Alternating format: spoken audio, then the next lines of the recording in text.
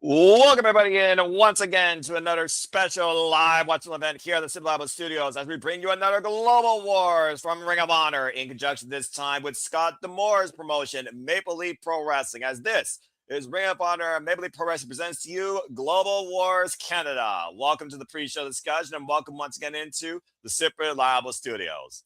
Hello, everybody, and welcome back once again to the Super Reliable Studios. You know what this is, for I am the Superman of the Super Brand, the voice of SRS, perfect, great for all things professional wrestling. Damn it, no matter what nation. My name is Noel Foster. Thank you all for tuning in, whether live or on demand. Please like, subscribe, comment, and tell a friend. You want to dictate the conversation, super chat or PayPal the passions. It is truly as simple as that. We have 10 matches on tap tonight, and there will be 4 championship matches. And it wouldn't be a Canadian call without one of our fellow Canadians on the call. One half of the Canadian connection. He previously has ventured into the world of honor with me, and it's great to have him on tap tonight. Whether or not he has poutine, it's Nick Ferrantes, like Nick Believe 12. Good to see Nick as he gets the stuff in order, and as he does that, I will go ahead and run down the card for you all. I got you. I can hear you, buddy. I can hear you. Well, good deal. Well, thank you, Nick. Welcome right on time, and this should be fun, man. We're literally covering Canadian professional wrestling in conjunction with Ring of Honor, so you should have a lot of fun tonight. I mean, you need to have a Canadian calling Canadian wrestling. It does kind of, yeah. I'm about to say, if I didn't have that, kind of defeats the purpose. I was going to say, like, it'd be such an oxymoron if a Canadian didn't cover a Canadian show. Right? Good to see Cleaver, Con Andrew in the chat. Get your prime cuts. Again, me and him need to one day chat again and do some fun stuff. We'll have a one-on-one chat or soon enough. Share some barbecue in Cleveland soon, bro. Good to see you, and thank you always for your love and support. So again, folks, 10 matches on tap tonight, and here is tonight's card. Trios action as the Lethal Swirl, they're called. Jay Lethal and the Swirl take on Mascara, Dorada, Bhupinder, Gujjar. You might remember that name from TNA Wrestling. And one of the biggest freelancing names on the Canadian circuit, Psycho Mike. He is also known as the purveyor of the Power Slam. So I'm sure everyone's looking for our powers in the night from Clair College. We also have a 6-pack scramble with Michael Oku of RevPro, Jake Crist, formerly of TNA, Barbaro, Cavernario, of course, and of course, Maple Leaf Pro Wrestling and partnered with CMLL. Michael Allen, Richard Clark. I've never heard of somebody with 4 singular first names like that. That is ridiculous. But apparently he's a champion of a push-up contest, whatever that means. Ace Austin of the Bang Bang Gang, and Brent Banks, of course, of Maple Leaf Pro. Red Velvet stirs it up and defends the Ring of Honor Women's World Championship against Big L, Alex Crowley of Juggalo Championship Wrestling. The Virtuosa. Deonna Purrazzo defends the Ring of Honor Women's Pure Championship against one of her most formidable rivals during her time in TNA Wrestling, the quintessential diva and the current MLP Women's Canadian Champion, Micheal Shaw. Yeah, Eddie Kingston and Ortiz will be in action tonight. If I can get the graphic here. My bad, folks. Yeah, I was going to say. Against Adam Priest, you only can do one grab at a time. Against Adam Priest, the Dynamite Kid, Tommy Billington. Of course, Eddie Kingston has huge respect for Adam Priest and Tommy Billington after the fallout with Jay Lee, where he betrayed them to join the Swirl. I know, folks, dumb name, it is what it is. And since Ortiz came back to AEW, Eddie Kingston and Ortiz have been on quite a hot streak. Believe it or not, Ricochet and Rich Swann have met each other now over 70-plus times in their respective careers and have only continued to elevate cruiserweight and high-flying action. Well, once again, we revisit a classic that we once called from FSW. Ricochet goes one-on-one with MLP's Rich Swann, former TNA World Champion, versus the former AEW National Champion. How about that? Also tonight, Rohan Raja defends the PWA champion Grail against Stu Grayson. This will be their first ever one-on-one encounter. Of course, Stu Grayson, former NWA. Yes, Nick. Keep going.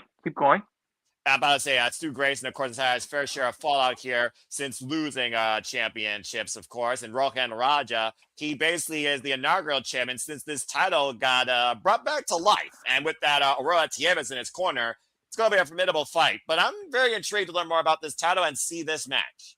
Go ahead, Nick. So, I don't know how old these graphics are, but if people are keeping up with MLP as a standalone, we do know that Stu Grayson is the interim MLP World Champion. That's fair. You're absolutely right. And whether or not this happened before that or afterwards, because as you said, it was a weekend where MLP had their uprising in conjunction with Ring of Honor. We'll have Marinello, Don Cos, and Eva Cabani on the call. What a freaking commentary team. You're absolutely correct because as we learned, the MLP champion, Josh Alexander, is out for the time being after going through successful, thankfully, surgery. Now, whether or not that affects the events come Las Vegas when MLP is part of the Palm Slam Fest, we'll have to wait and see. But thank you for that programming note. I appreciate that. And of course, we also will crown inaugural Maple Leaf Pro Wrestling Tag Team Champions as the Good Brothers, the Gates of Agony, MLP's Bryce, Hanson, and Sheldon Jean. And I never thought I'd see these two together. This is a very first time unique situation. Although neither man is no stranger to Maple Leaf Pro Wrestling. Kaito KiyoMiya, of course, the supernova of Pro Wrestling Noah, also known as the Prince, and the youngest ever GHE heavyweight champion. Took that from, of course, Keiji Muto. And Bishop Dyer. Y'all remember Baron Corbin, folks? Hello. In fatal four-way action to crown the first ever MLP Tag Team Champions. And that is our entire card tonight for Maple Leaf Pro Wrestling ROH Global Wars Canada. So quite a dynamic field, Nick. I mean, the flags itself basically represent what we're looking at here, this interpromotional showcase across several countries where we got NOAH, Juggalo, we got CMLL, we got AEW, we got ROH, we got Maple Leaf Pro, we got former TNA tenured talent, Canadian freelancers. Oh, and also, in case I didn't share it, Athena will also be defending her, how I forget that, the Ring of Honor Women's World Championship against Taylor Rising of Maple Leaf Pro Wrestling. Apologies if I almost forgot to say that. But again, quite a card here, Nick. Yeah. Looking forward. There's a lot of people on this show that I am looking forward to seeing. Big Al, Alex Crowley is one of them. Taylor Rising is another. 3 championship matches, by the way, for the women. Each one is a Ring of Honor Women's Championship. Put that in perspective. Yeah. This match too is, I mean, that's going to be a hard hitting match. Well, pure rules. You don't hit hard. You fight with finesse and technique. And no one's owned the world of pure wrestling more than the virtuosa Deonna Purrazzo. But to your point, Michelle Shaw and Purrazzo have shared this dance many times, but never under pure rules. Dwayne Atkinson, good to see you. Ring of Honor predictions will be back this year, but this is not pay-per-view. This is a special. But when Super Card of Honor arrives in May, the ROH League will be back. You have my word. And thank you so much for tuning in. And Colin, I am not priorities over passions. I don't have the money. Need to take care of family, prepare for the madness that will ensue during WrestleMania week. And I will talk more about that before our stream concludes. But thank you so much, as always, and good to see Charles. Please continue, Nick. Yeah, no, this match there's a lot of interesting talents that were on the show. Several names you're familiar with, I'm sure, both as a fan of professional wrestling and also names known out of the Canada area, I'm sure. Yeah, like I said, Big Al, that I just actually watched her and J-Rod at Juggalo this past weekend. I just caught a glimpse of their match. Former Juggalo women's champion before she lost it to Haley J. Yeah, Really had that title for 200 days. Yeah, Taylor Rising, another Canadian star. It's just this card on paper is a good card, and it came off really well. So.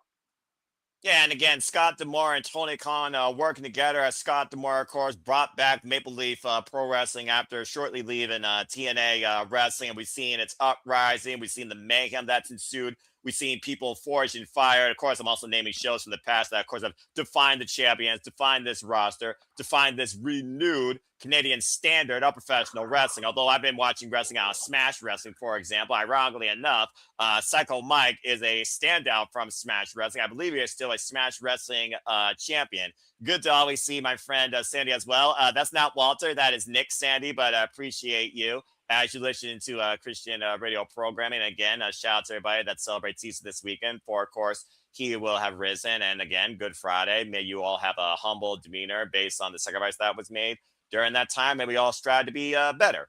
And Dwayne saying, is this Deonna Purrazzo's first defense? She only won it. Actually, no, it's not. In fact, she is undefeated under pure rules since beating Billy Starks not only for this title foul battle. This will be her 8th pure rules match since winning the championship, and I believe her 6th defense. If you've all been watching Ring of Honor like I have, you would have just saw how she recently defended again successfully against Billy Starks. But it seems like Diamante might want to put her name in the hat to try and take the Virtuosa's title. But really, we'll see if Michelle Shaw does it first. Mm-hmm. Yeah, I mean, this should be interesting. Again, from what I saw, online. Because remember, this card I think this card has already been aired. Done. Yes, Yeah. this is a retro watch along in case people are wondering, but due to the fact it wasn't on Honor Club at the time, which is how we're watching it, we are, of course, being reliable and promising you our coverage of the Global Wars as we've done now for MPX, Australia, United Kingdom, and Mexico. And now we're in Canada, eh? I'm just waiting for Japan at this point. Exactly, right? So, I mean,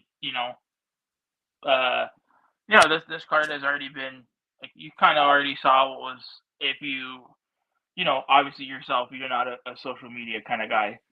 But I mean, if you were on social media, you did get a glimpse of it, but now we're kind of get to watch the entire thing. So it'll be interesting how everything played out. Yep, and again, we'll be here for the entire ride tonight. Again, you all could also follow along with us.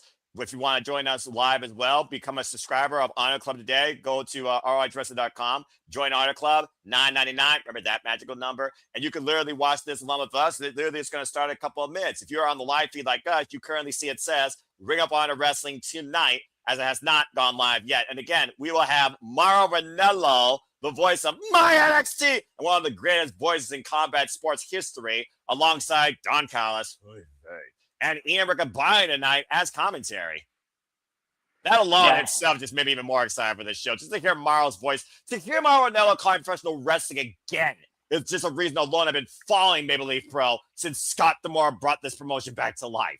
And yes, I am calling Sakura Jansen's because I'm local. Tomorrow morning, live. I will be live 2:45 a.m. Eastern Standard Time. So, Sandy, if I don't see you there, I hope you enjoy the post-show recap.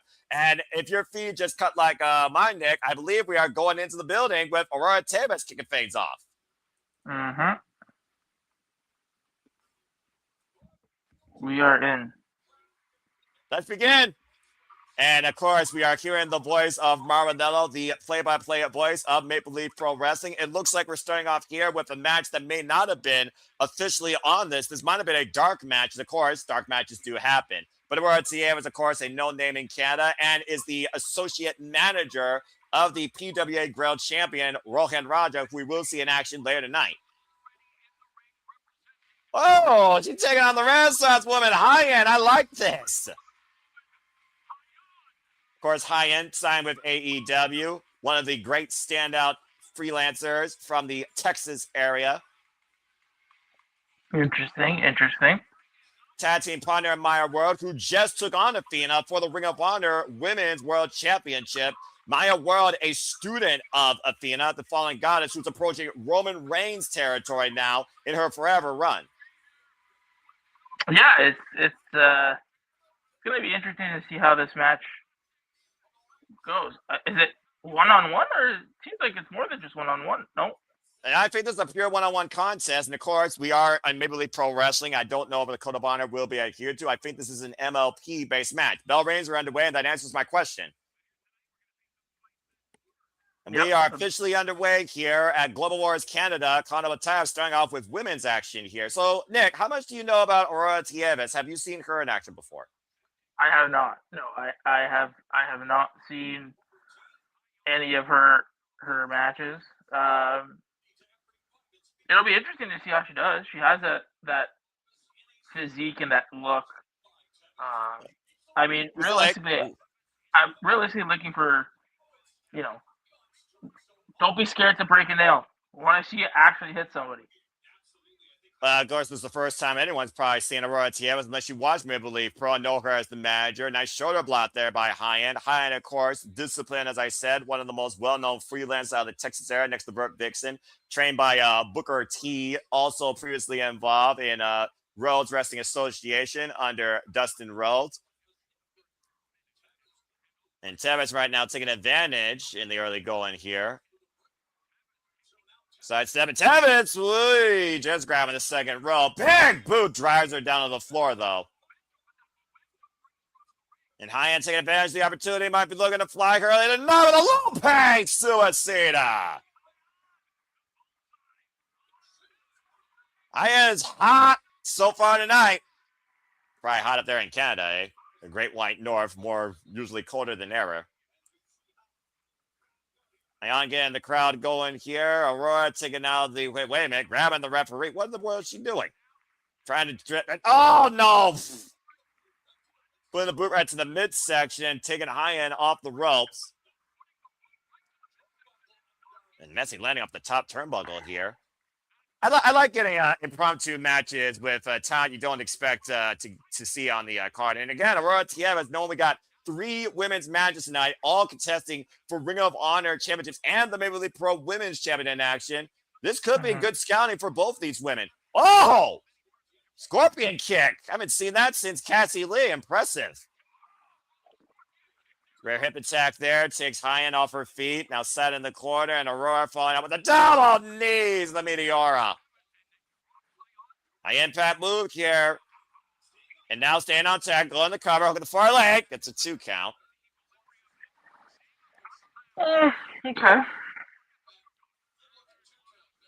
I mean, so far, Tevez seems to be pretty well in control here so far, Nick. Yeah, she's looking pretty good. Her strikes could land a little bit more, but so far so good. Oh! That delayed vertical suplex by the ever so powerful High-End. For those that don't know, by the way, Aurora Tevez works out of Women of Wrestling as well. Been involved in the business for 9 years and trained by another Canadian great. You know the name Anthony Corelli? Santino Morella from Battle Arts Academy. And High-End right now, of course, you see the height advantage on High-End here. Oh!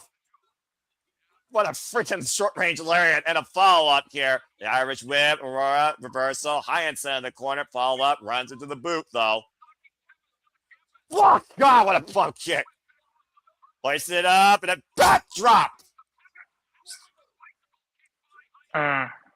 Goes in the cover, back press, hook the near leg. Gets a 2 count.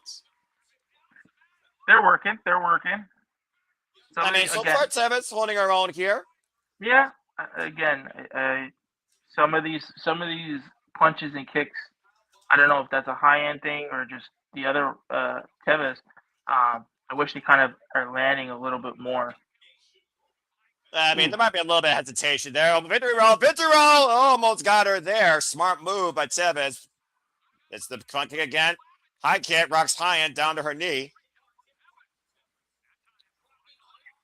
And right now might be looking for maybe a lightning spiral. And High-End right now preventing the execution of the move. Great separation. Goes for the clothesline again. Both women off the ropes. Spear! Tevez broken in half by High-End. Uh-oh. Double chicken wing. Chicken down with a glam slam. Shoots the half. Hook on the near leg. And High-End wins this exhibition. Very different rendition of a glam slam, right? Because usually that you set out for. Yeah, exactly. And of course, High-End's been building a strong growth momentum, as I said, for the Independents and ROH. And of course, as I talked about, newly all elite. Not bad here for a person that's just 2 years, by the way. To your point, Nick, the experience was marginal. 2 years more experience on the High-End side. Great win here tonight, though, and I would love to see more of High-End in Maple Leaf Pro Wrestling. Let's put her against Micheal Shaw. Yeah. Again, it was a decent match. Kind of wish the I mean, what do I know? I'm not a performer. But I kind of wish that the shots landed a little bit harder. Otherwise, it was an all right match. And voice of Ring of Honor, of course, Bobby Cruz here.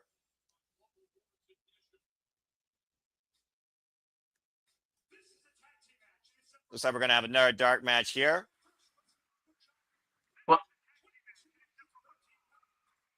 Is that what the hell Ron's saying? Well, there's a name I haven't heard again since TNA Wrestling.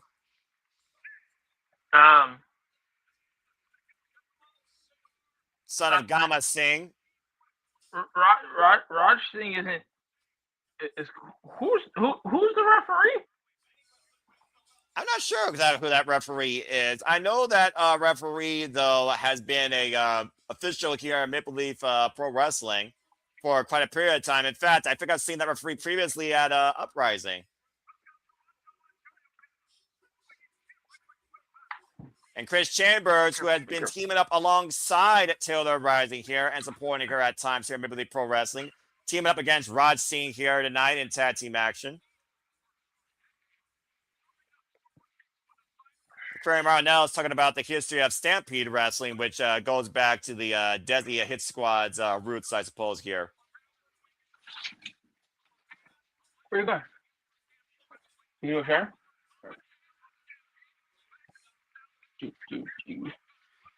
Yeah, like I kind of want to know who that referee is. I mean, that's okay. That's probably a referee type that you haven't seen ever, I had to guess. No. And there's Rich Swann, of course, as we know, he'll be in one-on-one action later tonight against Ricochet, the former AEW United National Champion, excuse me. I've never seen Kid Chocolate, though, here before. But, before I could say anything, Chambers and Raj Singh on the attack, much to the surprise of no one, I'm sure. Sportsmanship and Raj Singh do not belong in the same sentence. The fake attack right there. Nice uppercut combination here. Able to take down Raj Singh. Gets a cover. Could be over right quickly. Interesting. So, Nick, have you followed Maple Leaf Pro Wrestling at all, or Scott D'Amore's promotion at all since Scott D'Amore has brought this back to Canada? No, I haven't. But honestly, no, I haven't. It's just the talent. I don't know why. I don't know why I haven't. It's just kind of not something, dude. With the amount of wrestling that we have, that's also a fair point. I'm not gonna during lie. the week, like, and I mean, I really, I hope that, okay, it's no secret, and I think we couldn't share this news. They have a TV deal,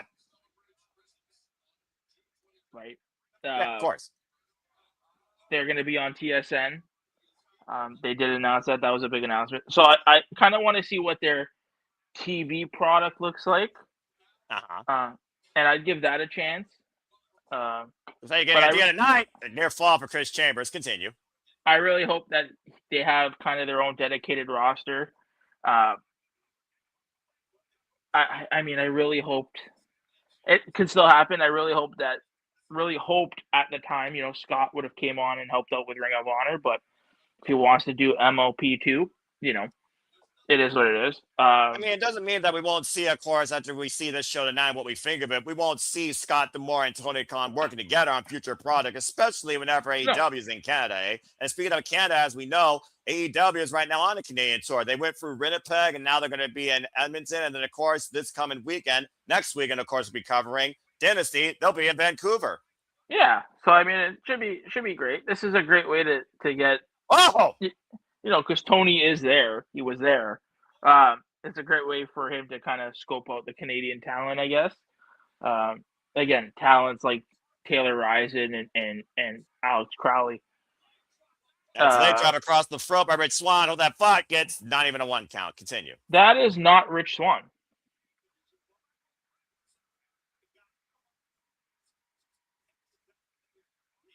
That's not Rich Swann, sir. Who is that? That is Mo Jabari. Oh, he almost looks like Rich Swann, though, if you look at him, though. Yeah. I think Mo Jabari was involved previously in a cover here, 2 count only. My bad. He literally looks like Rich Swann, though, so my bad. Be interesting to see him work double time. Yes, no, that is not Rich Swann. I was like, wait. He looked like he came out with the entrance and the swagger and the type of attire and everything. And again, like you said, learning about these names here of Maple Leaf Pro Wrestling, as of course we learned so many names from GCW, and shout out to our partners in the GCW Collective commentary cohorts. And of course, they're covering a double feature event that I believe starts tonight with GCW Last Call. Folks, you still have time to fill out the predictions form, by the way, till 10:30 p.m. Eastern Standard Time. And please stay tuned for their coverage later this evening. Uchi Garochi, netbringer over the knee, cover by Raj Singh. Gets a 2 count on Jabari. Anyway, as you were saying, Nick, you were talking about like primarily the women's names, but again, we talked about, these people here right now. We talked about who we're going to see later tonight. We're talking about Psycho Mike. We're talking about Bhupinder Gujjar, who was a breakout star in TNA wrestling. I wouldn't rule out some of the men here either being scouted by AEW or the rest of the business, or even the rest of the Canadian circuit. Yeah, no, there are definitely Canadian promotions out there that I think, we're probably watching this show, or we're probably in attendance, trying to get them on their next shows. Again, like I said, I would hold judgment on anything, because I kind of want to see what the weekly product's going to look like. And of course, you will start seeing that in July. And anyone who wants to see that outside Canada can get a VPN service like Surfshark to watch Maple Leaf Pro Wrestling, which I'm very encouraged to think about doing myself. Yeah, I would love to see. I mean, I don't know where they're. Ooh. All I know is it's on TSN. I don't know if it's going to be on TV or their streaming app. So it'll be interesting to see where on TSN they land. That's fair. Hot taxi match. Nice wall kick. Almost lost his footing there. Able to escape out of the corner, but I think he had a messy landing there, did Kid Chocolate. Chambers trying to take advantage of the situation. Caught with a spinning solo out front face lock. And once again, Kid Chocolate. Messy execution, but DDT, tornado variation, caught nonetheless with the cover of the far leg. Back press broke up by Raj Singh. That was messy. Yeah. I don't know. Well, I mean, they call it high risk for a reason, Nick. It's high risk not only for yourself, but for your opponent, especially if you don't execute it correctly. Yeah, really for sure. Bad there if he lost his footing. And that's what we've seen a lot in this match. Well, that could go again to the inexperience of these men with each other or in this business. Yeah, and that's why I don't, for these matches, like, I don't, again, I don't judge it based on who knows how long they've been in the business. It is what it is. I expect more from the television talent, right? Yeah, exactly. Great timing there, though, by Jabari and Chocolate there. Roll bridge to Raj Singh. By the way, I have no idea who's legal. Don't even ask me. Yeah, that's... I feel like the Fatal 4-Way for the Tag Team Championships is going to be even more chaotic considering how many big horses we got there. Leona, Luke Gallows, Bishop Dyer. Beautiful moonsault there on Chambers. Cover by Chocolate. Gets the win. Wow. Great finish there. Yeah. It was a good match. It definitely way too chaotic for just a tag team match. Well, I mean, what do you expect when it comes to professional wrestling sometimes, especially in the dark where you're just trying to showcase and impress. Again, these matches were not even on our card. We're getting an inside look at what the fans got to see there live, which I always enjoy more wrestling. I'll never freaking say anything against that. And that was a great finish there by Kid Chocolate. Take a look at the replay here. Hyperextend the legs in air on the moonsault. Perfect hit. Very athletic. Like these four, they were totally athletic. Not taking it. I think it was just faster than I think they even expected. Because there was a couple moves in there that could have been a little bit cleaner. Right. Yeah. On the campus of St. Clair's College, Windsor, Ontario, Canada here. Capacity crowd on hand. Good turnout there, it looks like.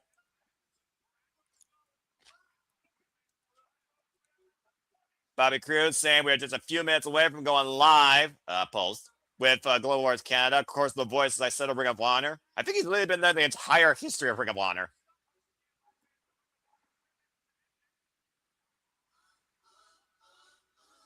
What the hell? So we got one more match here. We were just talking about High-End's partner earlier.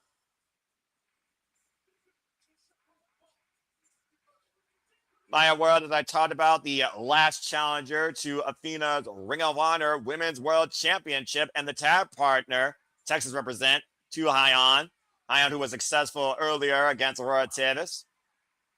And by the way, if you did not see Maya World's effort against Athena, the only woman, by the way, who has actually taken Athena to the full 10-minute time limit, improving ground history during her run, commendable outing for her for the title, but still came up short. Okay, now this makes more sense. You want to talk about an independent woman that has really taken the industry by storm at such a young age. Talk about this crazy cat, Billy Starks. Of course, the minion of Athena here, and a big chance for Billy Starks to leave an impression, not only for Athena, but for Maple Leaf Pro Wrestling. She will also be involved later this month at Pro Wrestling Eve against one half of Hyperactive in All Violence, Anita Vaughn. Of course, you all can watch that on YouTube. Being a member today of Pro Wrestling's YouTube channel, I highly encourage it. It's honestly becoming my promotion of the year right now. And Nick, you're very familiar with Billy Starks. Of course, we've seen her work in GCW, AEW, ROH. Name a promotion. I think Billy Starks has been there. Yeah, I mean, Billy, these are two young, up-and-coming talents. And this is where, again, I look at this match and it's, you know, I want to see, I'm not looking for good. I'm looking for, you know, better than good. So. Well, I think the level of experience here is definitely going to give you that. And we've been impressed with Billy Starks ever since she arrived in AEW during the dark days, immediately going for the standing switch, back elbow strike. Billy Starks, by the way, who was a finalist against the virtuous Deonna Purrazzo in the inaugural Ring of Honor Women's Pure Championship Tournament, lost to the Virtuosa, though, not once, but twice. Nice running drop kick there by Maya. You okay, honey? What's up? Nope. You're honey. I said, are you okay, honey? And shout out to Mrs. Ferrantes. I hope that she is just fine and doing well. Yeah. We are. Oh, God! Clutch her with that elbow. Ooh, big shot. Both of these women looking to become the next big thing in ROH. Billy Starks, who took Athena on twice for the Ring of Honor Women's Championship. Back-to-back final battle shows, might I add. Many people thought Billy Starks should have been the one to dethrone her, and somehow Athena has surpassed Nadia McGuinness, Samoa Joe, Jay Lethal, all-time greats of Ring of Honor, because she has not been beaten yet. Of course, Billy Starks adopting that violent attitude here, courtesy of her minion overlord, Athena. And shout out, by the way, to Bianca Belair. May she get well soon. Maybe trying to break the hand of Maya World, because we all know how many bones are in the human hand. Of course, Deonna Purrazzo knows how to dissect the human body from the hand to the arm, master the Fujiwara armbar. Stiff right hand by Billy. Now mounting Maya World in the corner, known as Pizza Cat Jr. I know many people are still waiting for Billy Starks for Shotzi Blackheart. Billy Starks, though, will be involved, though, as we know, at Porta Media for the crowd in attendance live, taking on Charlie Evans. Dude, whoever's going on show, when that match got, like, I mean, there were some good matches on that card. Ed has done a great job with Porta Mania. But as soon as he announced Evans versus Starks, I was like, oh, lucky bastards. You know, sometimes you got to give the audience that actually pays for these shows at reasonable prices their money's worth before the lights go live. It's a cover, back press the far leg. It's a 2 count of that vicious bat breaker. And again, folks, please follow at Ed and San Antonio on the X for further information on Porta Mania. Tickets still available. Get them today. And also, if you want to follow the show along with us, we'll be covering it. Become a member. Subscribe to Title Match Network today. And shout out to Tony and thank you again for his time. Again, the inaugural all-women showcase starting off every festivity, the annual women's showcase, starting off every festivity for WrestleMania week, Porta Mania. Big elbow strike there by Billy Starks. Of course, Billy Starks, 21 years of age, been involved in the business, folks, now for 7 years, has wrestled in over 35 different states and across 8 different countries. Current Girl Fight champion, former JCW champion, and the inaugural Ring of Honor Women's World Television champion. Of course, Red Velvet will defend that later tonight against Big Al, Alex Crawley. And Billy Starks right now in control of Maya World, but Maya blocking the boot, getting back up to her feet, as I said. Stand out from MPX and Texas, trained by Athena. Of course, last time we saw Athena and Maya World share the ring on Global Wars, it was literally Global Wars MPX, where Athena got embarrassed.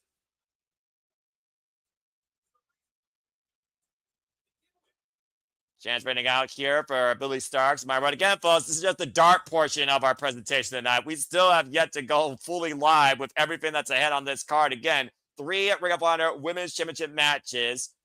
The Pro Wrestling Championship Grail will be on the line, and we will crown inaugural MLP Tag Team Champions. That and so much more tonight on Global Wars Canada, courtesy of ROH and MLP. So buckle up for a fun night.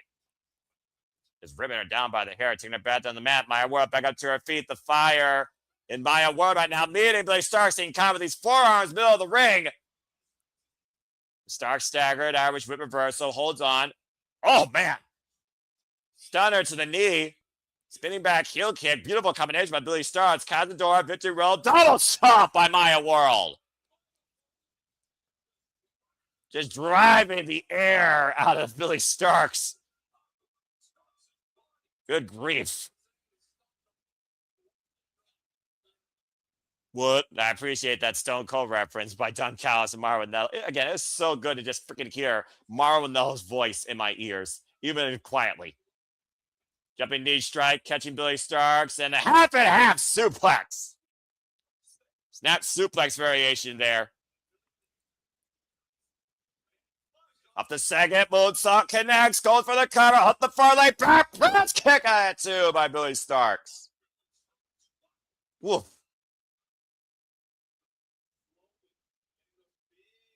Maya World putting together these combination offense here.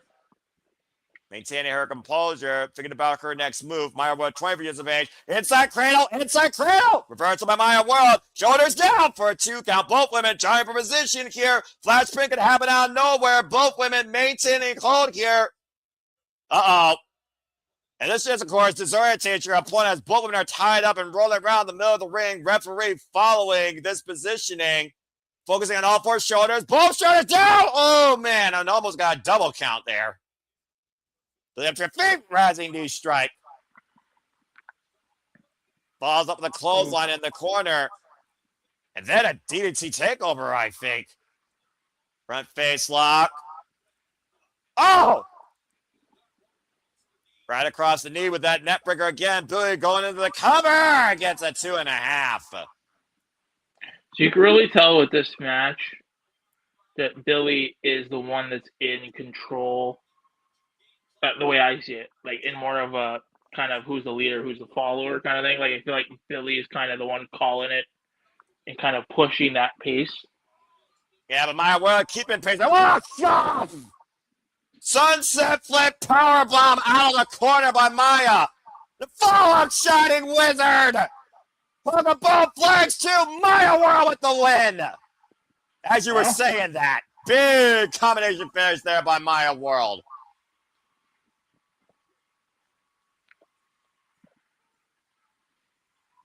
So now you have to ask yourself, how does Athena take that loss? Well, we'll see how Athena takes tonight's match against the very game, Taylor Rising. This will be their second ever singles encounter, by the way. And again, you saw the way that, bam! Billy Starks was ripped down out of the corner and ate that Shining Wizard flush. There was no way she was kicking out of that. Great win for Maya World. Great win for both Hyon and Maya World tonight. Continuing that momentum forward in ROH. It's both singles and tag competitors. Yeah, they did a good job.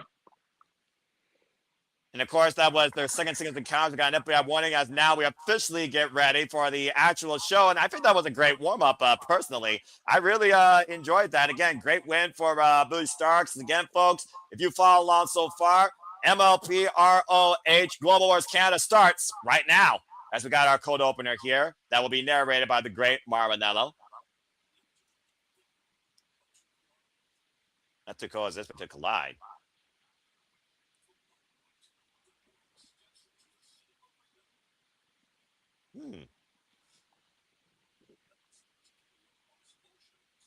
Legacy's carried across. Well, that's fair. Michael Oku, Rev Pro standout, Rev Pro champion.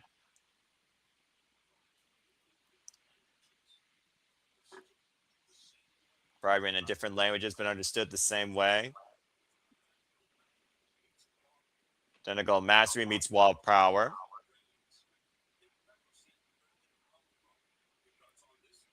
On this night. Every match is a statement. That's fair, honestly.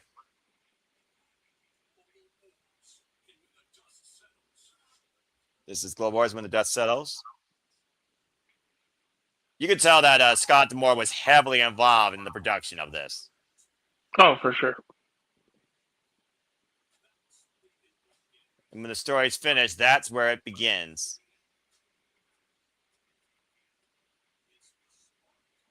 It's not the ending, it's the spark.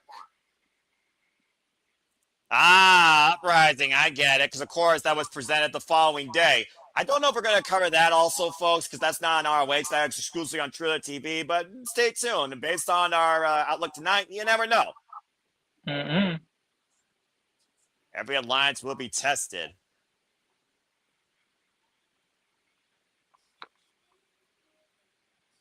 This is a hell of a cold opener, I will say that.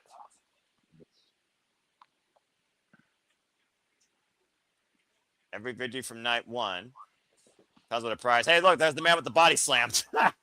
Cycle Mike. He looks like a freaking wide-eyed JDC, but a lot bigger. He does. You're right. I you know what? I didn't think of it until I was like, wow, you're right. 2 nights, 1 battlefield. Of course, we're just covering the first night here. And based on the night, who knows? Maybe we'll cover it freaking next week Friday just because, I don't know, or some point down the line. I wouldn't mind covering more Maple Leaf Pro. I've been encouraging us to cover more promotions. Come on, let's get into this! Japan, UK, Mexico, Canada, America, all presented and represented here tonight at ROH and Maple Leaf Pro.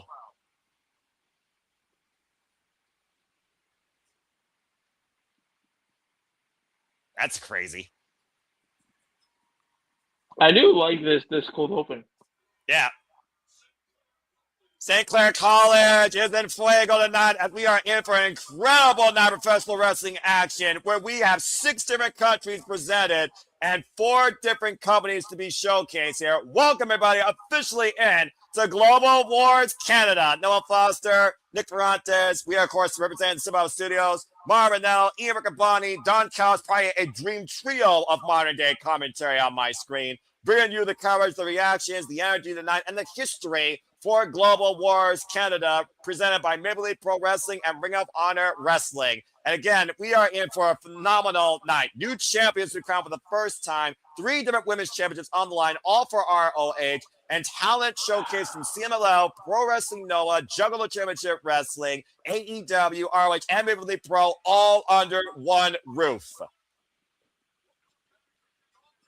Oh, God, the Don Callis family. Really, Don? He can't help but talk about that every chance he gets. I don't. Okay. Never mind. It's a nitpick of me. It is a nitpick. I don't like how you can hear the overview, like, you can hear the commentators in the arena, and it. Well, I mean, TNA does the same thing, to be fair. They actually let the commentary be heard because it encompasses the energy. But that being said, Nick, don't worry about that nitpick because this is as normal as it gets. It's time for our first match. It's time for tag team action. Looks like we're kicking things off with Eddie Kingston and Ortiz versus Adam Priest and the Dynamite Kid, Tommy Billington. And again, folks, welcome into the coverage officially. Welcome into the show. Again, if you want to dictate the conversation, super chat, pay by the passions, Canadian. It's as simple as that. Again, it's great to have Nick Backer on the call for ROH. This should be a lot of fun. Referee Aubrey Edwards for this opening contest. And as I talked about earlier with you, Nick, Adam Priest and Tommy Billington have recently betrayed by Jay Lethal, but have had a fair share of momentum so far as their own duo, including a win over the Workhorsemen recently on Ring of Honor. Yeah, I mean, we're seeing Eddie and Ortiz. Of course, we just Yeah, go ahead. Yeah, no, seeing them, seeing Ortiz back after so long with his injury and Right? seeing Eddie back, glad to see them kind of working together. Well, I mean, those two are like freaking oil and water, and yet they've always stood by one another, whether they were enemies or tag team partners. If you look at the history of these two men, much to your points earlier, but as I also said, ever since Ortiz came back, Eddie Kingston and Ortiz have had a fair share of momentum as a duo, including a win over the grizzled young veterans, and they've also been working together as a team on the independents, with wins over the Odyssey and Starstruck, Anthony Green and Chinham Thomas at Limitless Rumble earlier this year. Yeah, that was a good show. That was a good show. That I said it when I saw that show. There's a handful of promotions right now. Code of Honor wasn't here too. Very stiff Code of Honor. Of course, let's also not forget and slide over the fat. Eddie Kingston, we know how much he respects Ring of Honor. Former Ring of Honor World Champion beat Claudio Castagnoli for the Ring of Honor World Championship. Mm-hmm. For a violent man who literally says, no, don't give me no praise, all right? I'm a bad man. I literally find myself screaming sometimes at night in my hotel room because I'm always dealing with my own demons, not sure if I'm going to see tomorrow. It is when he's in the ring where he is as most comfortable and at peace. And I do think people truly respect Eddie Kingston for what he does bell to bell in the squared circle. Despite the fact that he may look like to you a violent bum, he is very proficient when it comes to the art of professional wrestling. Yeah, Eddie is that strong style. He loves his strong style. Every time he talks about the Japanese legends that have inspired him. And I mean, everybody deals with their own demons. Eddie's just really open and honest about the demons that he battles. He was even saying when he was injured, like that the emotional and mental battles that he had when he was injured. It's nice to see that he's back and kind of doing what he loves, and he's said it in many times. He loves being in the ring. That's where he finds his peace. And Ortiz right now finding his peace, controlling Adam Priest, keeping him down towards center and trapping the arm here. This is the first time, by the way, we're seeing these four men lock up in tag team action and honestly share the ring together. We previously, of course, saw the Kingston and Ortiz in that crazy 8-man parking lot fight in Las Vegas on the roof of a parking lot, where, of course, we saw them win successfully alongside the Rascals against Big Bill, Brian Keefe, Isla Dawn, and the GYV. Big scoop slam there by Dynamite Kid Tommy Billington. Gets a 1 count. And, of course, Tommy Billington, Dynamite Kid, has also been a rising star here in ROH, has shared the ring with the likes of Konosuke Takeshita and FTR's Dax Harwood. Nice double team backdrop suplex cover here with the lateral press, 2 count by Aubrey Edwards. By the way, congrats to Aubrey, who recently signed to All Elite Wrestling. Yeah, I mean, Aubrey's a good ref. I mean, in my opinion, I do think that, AEW does a poor job in their refs, and not for the fact, like, they do their job great. It's just some of the things that happen is just kind of can't excuse it. You know what I mean? Well, of course, but it's also one of those things where if you don't learn from your past, you're doomed to repeat it. There's a cover now by Tommy Billington, it's a 2 count. If you don't move on from your past, you are doomed to relive it and define you. And I do think a lot of people, especially in the wrestling business, no matter what position, have learned a thing or two about that. And we've seen Aubrey Edwards grow as an official. Hell, Aubrey Edwards has become bilingual with her work down in Mexico, working in CMLL. Ortiz, oh my gosh, man, what a buff of Flapjack. Follow up Kip Eddie Kingston. Great combination there. Kingston with the cover. Lateral press gets a 2 count. Yeah, and this is where I said, it's talents like these where you look at it more. And again, we're not in the business. I'm not here to judge you. Hell no, I'm here to encourage the business. Yeah, like take what I say with a grain of salt. I just kind of say what I see. And guys like Ortiz and Eddie, and even Adam Priest and Tommy Billington, like, I want to see you get at each other. You know what I mean? Well, I think we're seeing that now. Tommy Billington caught with that double underhook suplex, somehow finding a way to push Eddie Kingston into their corner. Tag made Adam Priest. And we know that Adam Priest and Tommy Billington, they are hell bent to get revenge against who we're going to see later in action tonight, the Lethal Swirl. The Swirl, of course, Lee Johnson and Blake Christian after Jay Lethal betrayed them. Follow-up kick there, and you see the intensity being picked up here by Tommy Billington. Of course, new face of the Kingston, inaugural Continental Classic champion, Continental Crown winner, former NW Strong champion, former Ring of Honor World champion, as I said. Self-proclaimed king of the bums here. And Adam Priest, though, needs to watch his temper here and avoid getting disqualified. Working on the left arm now, trying to maybe prevent that Hurricane spinning back fist or the stretch plum, as you talked about earlier. Eddie Kingston disciplined the Japanese wrestling style. King's World, actually, more than Strong style. Oh! Again, those knife-edge shots by the heavier hand, Eddie Kingston. Let's call it what it is. Vicious arm wringer, though, by Adam Priest. And that's what I'm talking about. Like, I want it, like, guys like this, I want to see your chops hit. I want to see your punches land. I mean, it's not going to take away from my enjoyment of the match. I want to see that. You know what I mean? Oh, yeah, you want to see a full-on, not necessarily a fight, but you want to see them lay it in. You want to see them get stiff. You want to see them test their fighting will, their fighting spirit. And the kids are right now trying to fight out of the corner here against who's now legal, Tommy Billington and Adam Priest. Wait for the Insiguri. Great escape there. Waistlock applied on a Priest. Clothesline. Giant suplex combo. Yeah. Diego cover and Ortiz with the save. I mean, we talk about, you know, this place being where the best wrestle. You know, AEW and ROH, I'm lumping them in there, pride themselves on being the best in the ring. So I want to see, again, your chops land. I want to see your punches connect. No fluff. And also going to the receiver, you know what I mean? I want to see them selling. Oh. Well, you just saw four men drop each other as we got all four men down of that collision. And the Ring of Honor has always been a staple of honorable wrestling where the strong survive, where you literally fight your hardest bell to bell each and every night. That's been the staple of ROH since 2002. We talked about the standards earlier. You talked about Eddie Kingston. Yeah, he honors Japanese wrestling. He also honors ROH, talking about, of course, Xavier. Talked about his enemies, of course, Carl Casnoli, Brian Danielson, who finally showed him respect. Tag made Ortiz, and the tag made now, I believe, to Adam Priest. Now Ortiz legal, taking on both Priest and Billington here. Clothesline, taking down Billington. Priest, though. Priest working the left leg. There's a single leg crab. Could be a submission here right now as he's laid flat in the middle of the ring. And Kingston, though, coming for the save. Tommy Billington, though, trying to grab it at Kingston, take Kingston down. Looking for the crossface. Dual submissions here.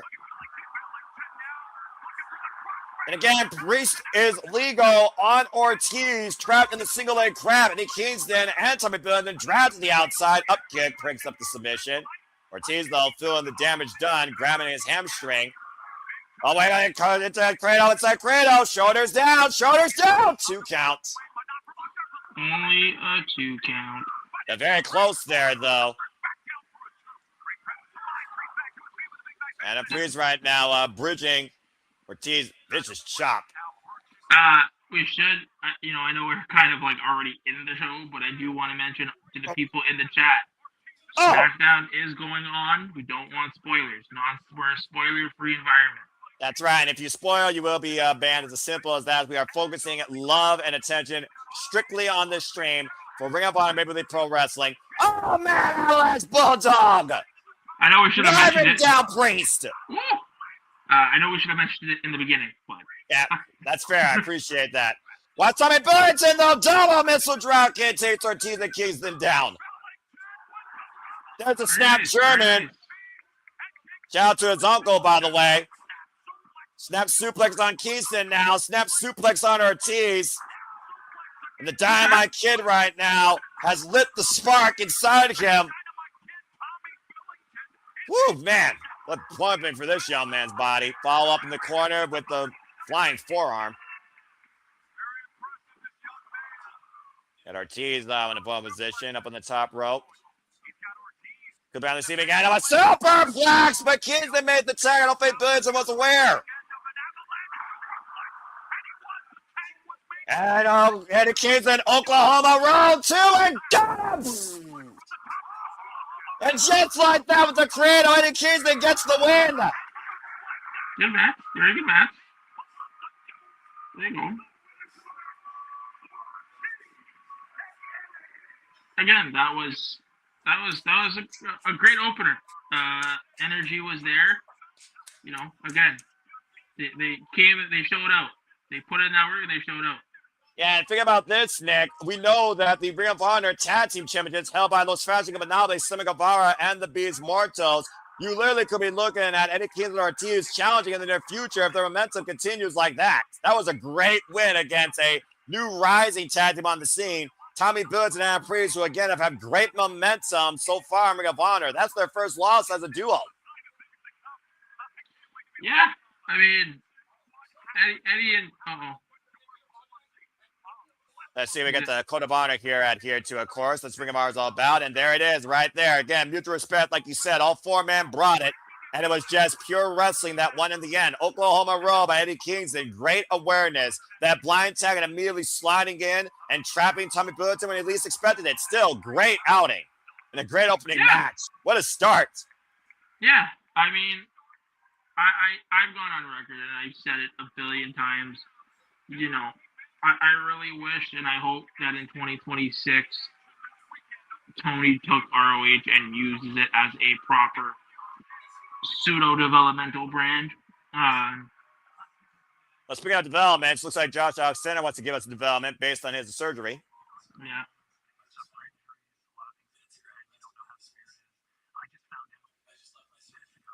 Just left his surgeon. His surgery this coming Wednesday.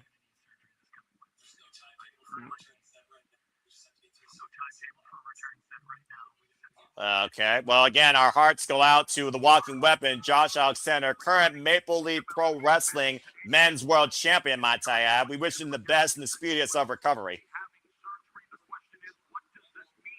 And again, we know MLP will be part of the Las Vegas Showcase, Nick. And to your point, as you kind of spoiled Uprising, but again, it has happened. We know there is now an interim Maple Leaf Pro Wrestling Men's World Champion. And this is one of those rare situations where you really don't have a choice in the matter. You kind of need that.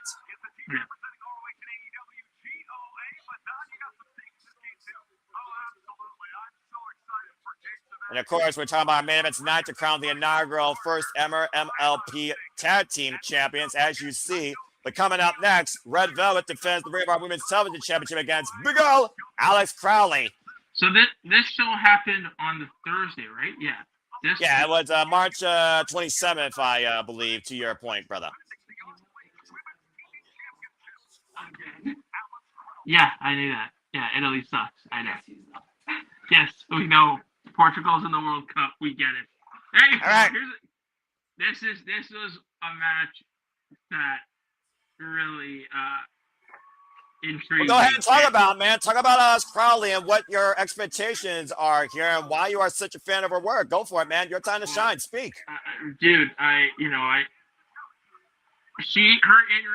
like, she has a look about her. I don't know.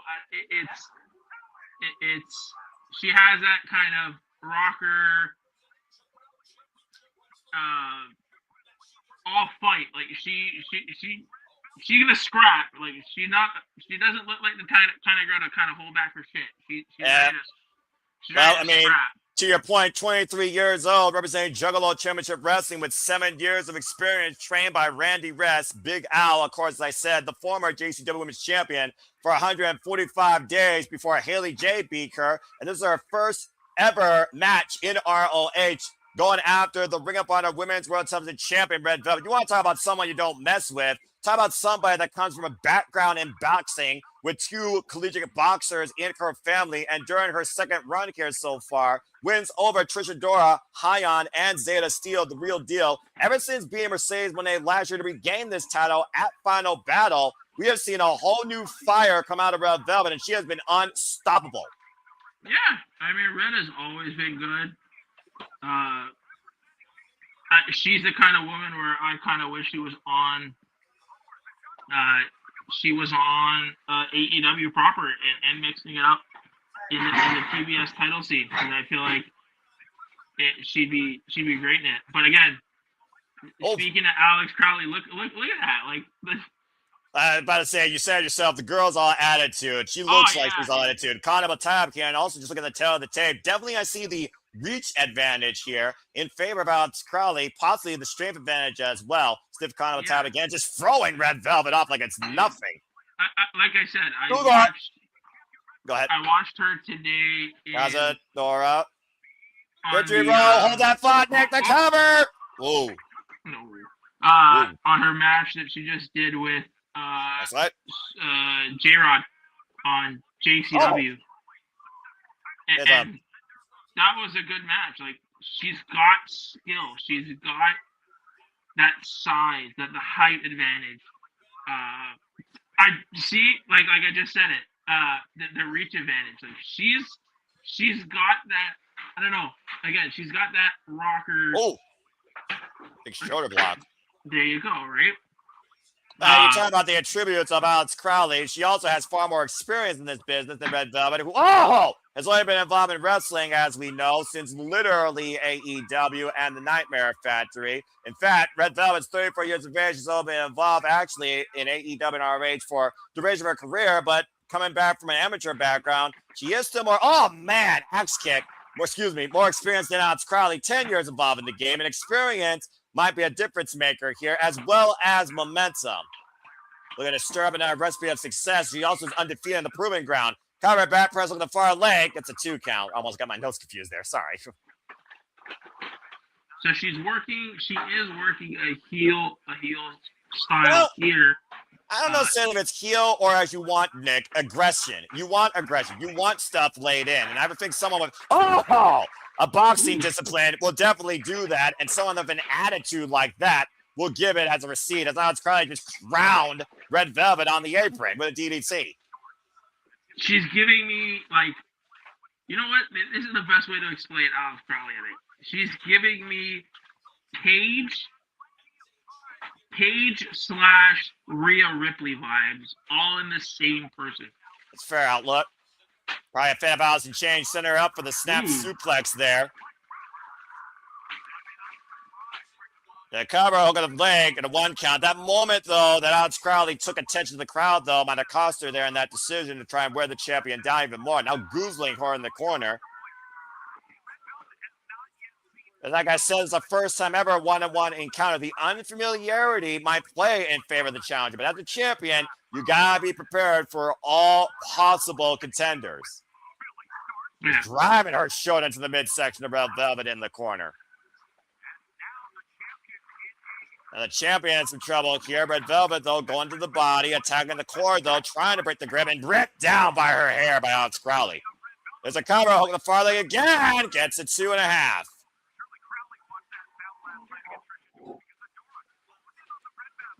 I also want to point this out because I talked about, again, the momentum of Red Velvet. I talked about her defenses earlier. This is less than 24 hours after successfully defending the title against STP's Trish Adora, who worked heavily over the midsection of Red Velvet. I do wonder if Alex Crowley is aware of that. And Red Velvet has in the corner Grizzly Magnum lining up Crowley. And again. Now just driving her boot into the front and again stirring it up and stretching as far as she can.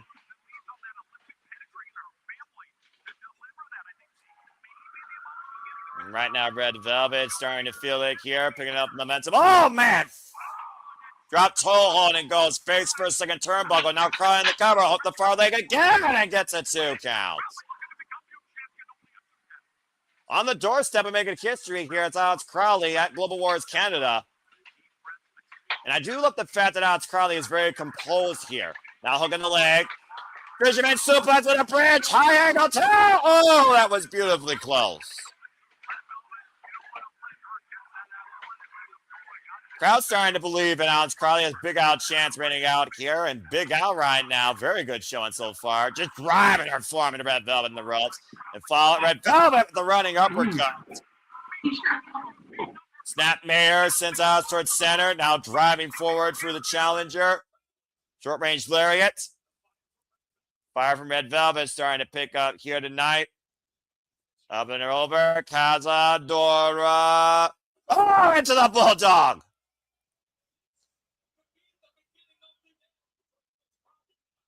Alex Crowley might be a little bit rough there. And of course, we know when Red Velvet starts going, as Hazel learned, it's hard to stop her, looking to put her in the pass and drive her knees into the shoulder blades. Braced against the second rope, throat first. Oof. And Red Velvet here, looking for the standing moonsault, knees connects, cover, 2, kick out by Alex. I'm not able to kick out of that offense.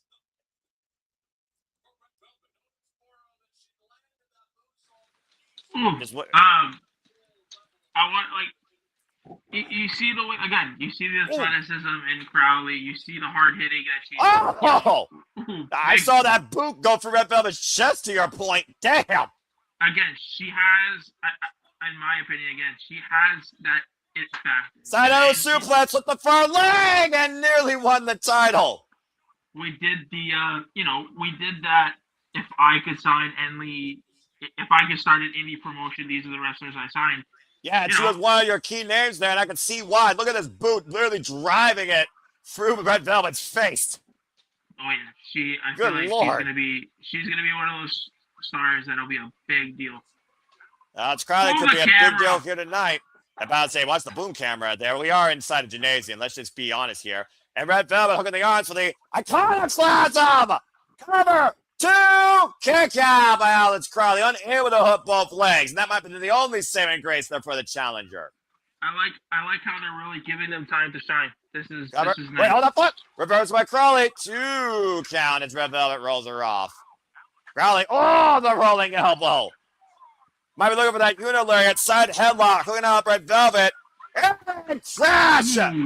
Cover, 2 to check. Nearly got it. Right back and forth here, 2-year point, with both these women play all the stops.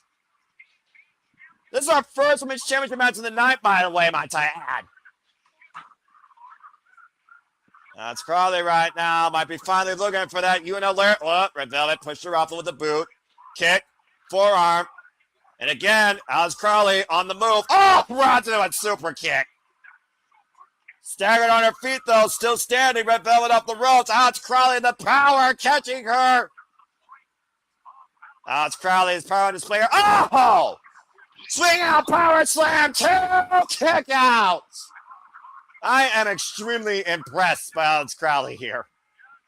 Told you. She's got. I saw this match live. Again, remember we're doing this now, but of course. And this match. It was just like, she's got it. I'm about to say, Tony Khan likes the women tall and strong. You look at Story Denali. You look at, of course, the newest member of the infantry. Oh, God. You look at Megan Bain, and that might be it. The final slides. Recipe for success as Red Velvet retains. Woo!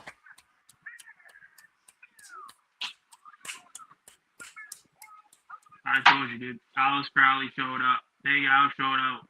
She showed up, but she still got knocked the fuck out by that final slice, that spinning back heel kick as this match went into overdrive. Another great defense by Red Velvet, but a showcase performance for Alex Crowley and Maple Leaf Pro and ROH. Yeah, man. Not much. Boots. The shots that she delivered, it was just tremendous match by both, and a commendable effort by Alex Crowley in a first-time ever one-on-one affair. Unfamiliarity aside, both these women came out and showed out tonight. Well done by Red Velvet. Still, Ring of Honor Women's World Television Champion. Mm-hmm. Now, again, Big Al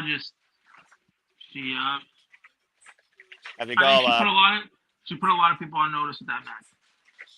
Being people on notice of the age of the Virtuosa continues. We go backstage to the Ring of Honor Pure Champion, the Virtuosa, Deonna Purrazzo.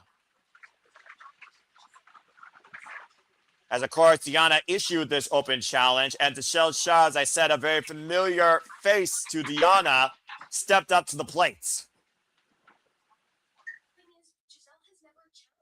But as I talked about before, she has never faced the Virtuosa under pure rules. And that is a game that only Deonna Purrazzo knows and owns. Yep. Shout out. You gotta shout. Deonna and Steve, they got a show coming out for first responders. Forgot the name. The name escapes me right now. What do you think? Go ahead and look it up, man. What are you thinking? Give me a sec. I will, because I do want to shout it out, because it is Please. a very good cause that they're doing it for. Well, as you do that, coming up next, we get ready for six-man tag team action. The Lethal Swirl takes on Evil Uno, Bhupinder, Gujjar, and Slickle Mike here in six-man tag team action as you look that up. So it is called the promotion. I think it's called Battle for the Brave Wrestling, and it's a wrestling showcase for heroes benefiting Tunnel to Towers. It's a great kind of Awesome. Tunnel to Towers Foundation is it's supporting America's first responders and military heroes. So definitely kind of giving them a shout out. Great kind of cause and reason why they're doing it. I definitely commend you for doing that. Of course, I'm always about those that serve and, of course, bring honor. And, of course, this trio has been nothing but honor. But to think Jay Lethal, once the foundation, the face of the franchise, he literally was the man of honor in Ring of Honor. A student under Samoa Joe has now become this non-Neapolitan mix with the Lethal Swirl, with Vanilla Baby, Blake Christian, and Big Shotty Lee Johnson. I am indifferent with the Swirl. Blake Christian is great. Yeah. Well, it does seem like one of those things where you're not sure how to take it, but we did see Blake Christian hang with Will Ospreay recently on Dynamite, and Blake Christian has put his name out there where he wants to challenge Bandito for the Ring of Honor World Championship. Bhupinder Gujjar. I haven't heard that name since TNA, once voted the breakout star of TNA Wrestling, has been a standout here in Maple Leaf Pro, though. Joining the Dark Order. And speaking of standouts for Maple Leaf in Canada, one half of the Smash Brothers and the leader of the Dark Order, Evil Uno.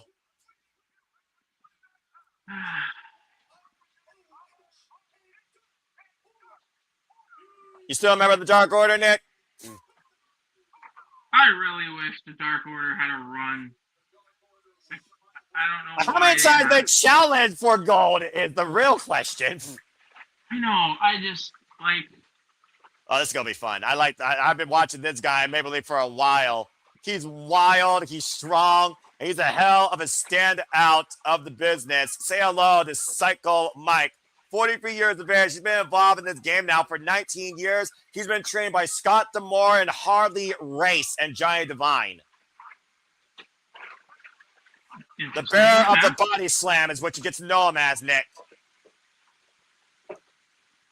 And he's the current Smash Wrestling champion and the Super Kick D Kings of the 6IX Tag Team champion with the Body Slammers. How fitting of a tag team name, with Slam Campbell. I think in April there's two events that I'm going to try to make. One event is for Barry Wrestling, and then the second event is actually for Smash Wrestling. They are doing their event at it's a bowling alley in Toronto. So if I get to go, it'd be great to kind of it'd be cool to see it. I think that'd be pretty cool for you, man. I say take up the opportunity if you can. I've also seen Psycho Mike involved in promotion, of course, led by Evil Uno on commentary, mystery wrestling champion. Of course, that recently also, you never know what happens in that place. Of course, that's when the Bunny and Penelope Ford came back together in tag team action against the Hex. Bell Reigns were underway for this unique, and I do mean unique, six-man contest. All right, first impressions, Nick. What do you think of Psycho Mike squared up against Jay Lethal? He's a tall motherfucker. Hey, honey, you want to go watch bowling and wrestling in Toronto? The side headlock applied here by Jay Lethal, and Psycho Mike sends him up into the ropes. Jay Lethal, as I talked about before, former Ring of Honor Pure Champion, Ring of Honor World Champion, student of Samoa Joe, and Double J Jeff Jarrett, as he does the Fargo Strut. That ain't great. And Ric Flair in person, if you remember that segment from TNA Wrestling. Yeah, the good old days where TNA was actually enjoyable to watch. Okay, first off, we're not like that. Secondly, it's different. It still holds true to what TNA is about to a degree from the letter standpoint, but it definitely is not a TNA that TNA favorite who watched over the years definitely recognized as now it's become more of a WWE Temu farm. But nonetheless, it still has some good stuff. If nothing else, Rosemary and the Bunny campaign has been very exciting to watch. As we just saw the Blanche go to the Undead Realm, and hold that thought, Nick. I think Psycho Mike is ready to give us a body slam. Like the crowd's asking for it. Oh, they are. Body slap. Body slap. I wonder how many people from Detroit came over to watch this show live. I mean, it's probably not too far away. No, Windsor and Detroit are kind of side like that's where the border is. No body slam. It's like not getting the Kokeshi. No happy. Now, Jay Lethal on the run, and Psycho Mike, whoop, but Christian missed. Lee Johnson, though, also missed. Psycho Mike still on the run here right now. Good grief.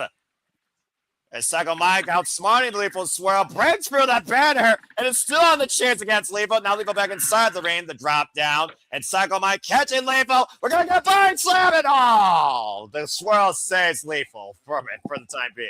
Damn it.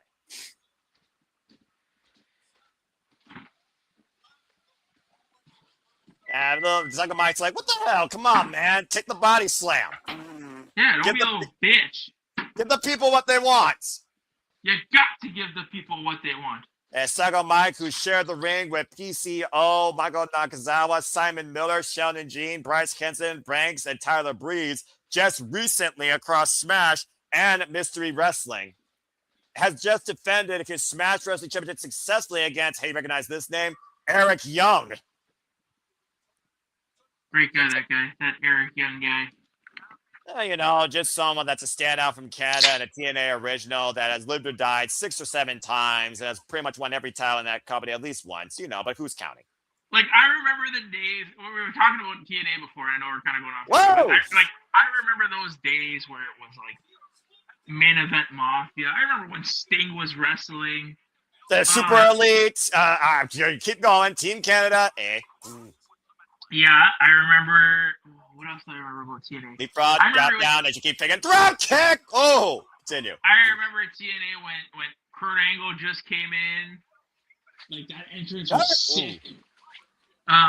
It's so much different now, right? And I guess it's a product of the time, right? Yes.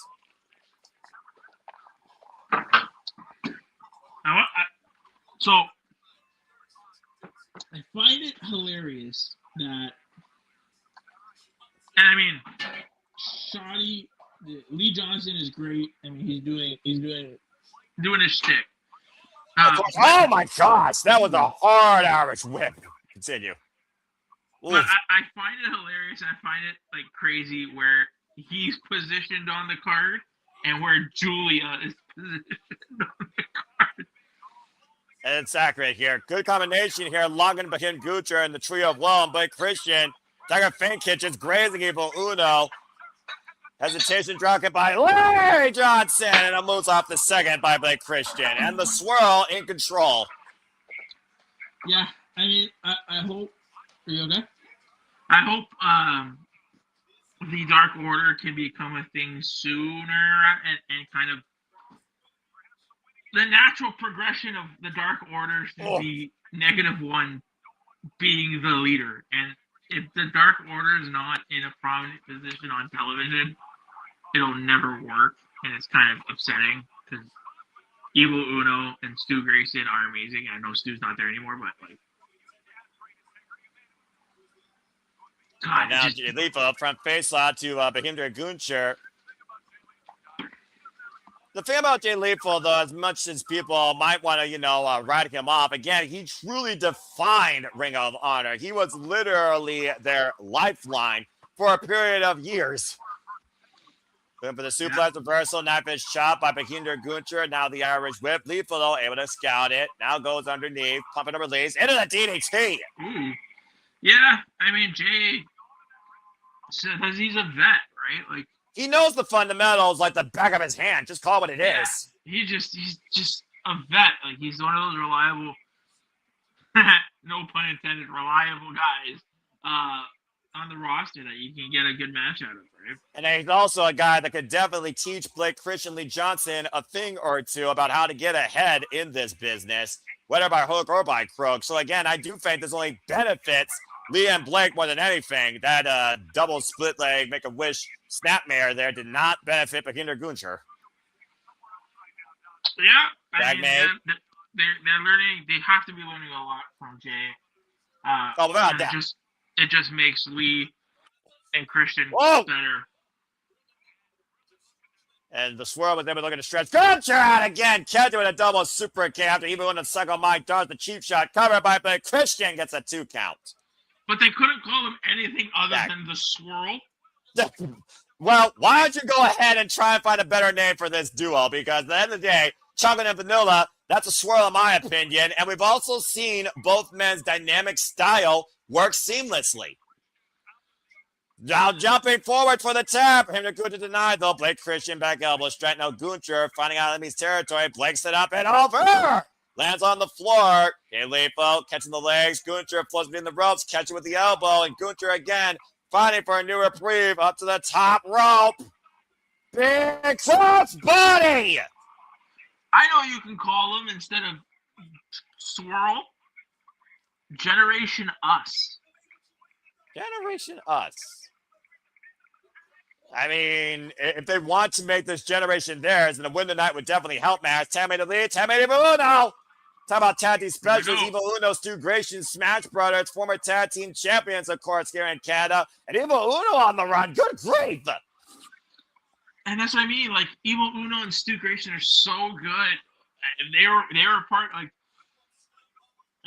it's crazy how they don't have a bigger presence on AEW television. Yeah, look at the presence Evil Uno's presenting here. Right now, I think he's running out of cardio, though, Nick. Good grief. Talk about a hot start. Oh, and back on the attack again. It's Evil Uno. These clotheslines might run forever. Now looking for the front face lock. Bulldog clothesline combination. Evil Uno, one-man wrecking crew here. Mm-hmm. Big opportunity here for Evil Uno tonight. Uno hooking up lead. Blake Christian out the back door, coming to his aid. Oh, kick to the midsection. Boot, sidestep. Oh, into the DDT. Seamless sequence by Evil Uno. But Lee Johnson's still legal. Front face lock. Hoist it up. Oh, my gosh. Shoulder breaker.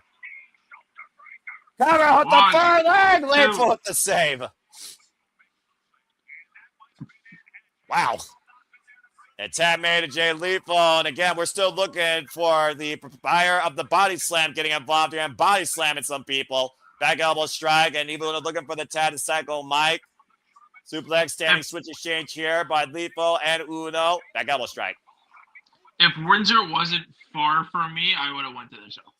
I'm about to say, wait a minute, the referee. Oh! There's a net breaker. Impromptu assist by the official. I mean, how many times have you seen that Evil's playbook? We're just saying. Evil now with a big moment here to make the tag to Psycho Mike. And tag made to Mike. Psycho Mike in, hoisting up Blake Christian for the body slam. And Lethal gets one. And a buffet of body slams here in Windsor. And Psycho Mike on Blake Christian, on Jay Lethal, stucking him up like cornwood.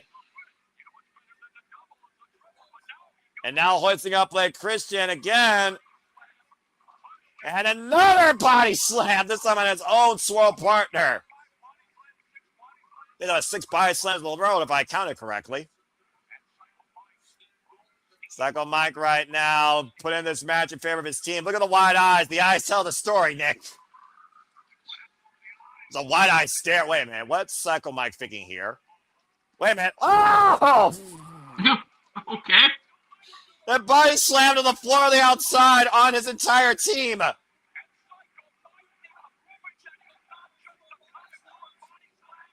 Now, Psycho, wait, is he freaking? No, he is not freaking with his size. There is no way. Psycho Mike picking up momentum for their side of the ring. Okay. All right. And the dive over the top rope to the outside by Psycho Mike, wiping out the Swirl tonight. Now bringing in Jay Lethal, who is still legal. Is he gonna body slam Jay Lethal? Well, I mean, he already did, but why not? One more time might be all he needs. Hoisting up Jay Lethal. Again, skips out of the back door. Waist slap. Uh-oh! Psycho Mike and an Evil Uno up in the fireman's carry. Bhupinder Gujjar, though, at the top rope. Bhupinder Gujjar, miscommunication, cross body, his own tag partner. Blake Christian now in the fray. Steady switching chains by Gujjar and Blake Christian. Oh, jumping knee. Blocking Blake. And Jay Lethal looking for the Lethal. And action on Gujjar. Jesus, The move that has carried him to so many Ring of Honor World Championships. Well, look who's behind him. Something out of a horror movie here. Take a freeze frame if you want, folks. This is the moment where Jay Lethal knows he was officially fucked. I love how he's like, Who wants to see another body slam? And now hosted up on the shirt. Oh, the ring of the eyes. And again, not letting it happen. Super kick by Lee. Spinning solo by Blake. Rising knee. Jumping knee. Combination by the Swirl in synergy. Hoisting him up. Face plant. Oh, man. Running side knee strike. Seamless sequence here by the Lethal Swirl. Up in the fireman's carry. Blake Christian and Lee Johnson. Double stomp. Death Valley drivers. McCauley float over. Into the elbow drop on the top rope. Covered by Lethal. A Lethal combination for the win in the end for Lethal Swirl. Damn. I mean, once the Lethal Swirl got going, Nick, there was no stopping them there. no, they that last kind of sequence, that was actually really on point. Yeah, take a look at the replay here, though. Great action here in the six-man tag. And, I mean, we got a fair share of body slams. It just wasn't a body slam to success, but Psycho Mike went for broke, as expected. But again, Spicoli driver off the double stomp into Hell of the King, top rope elbow drop. Ooh, yeah. And Jay Lethal gets the win for the Lethal Swirl tonight.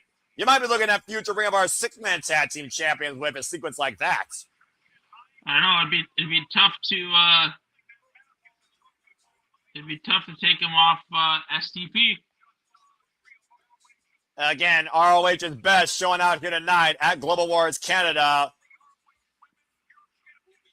Well, whew, that was a hot freaking six-man tag. As we get ready now to go to a fundamental, you talked about fundamentals earlier. Here is the fundamental art form of Ring of Honor, Pure Rules. As Michelle Shaw calls Deonna Purrazzo, technically perfect, as I always call her, the magnificence in technical execution. Michelle Shaw and Deonna Purrazzo have fought over the TNA Knockouts World Championship in a bygone era.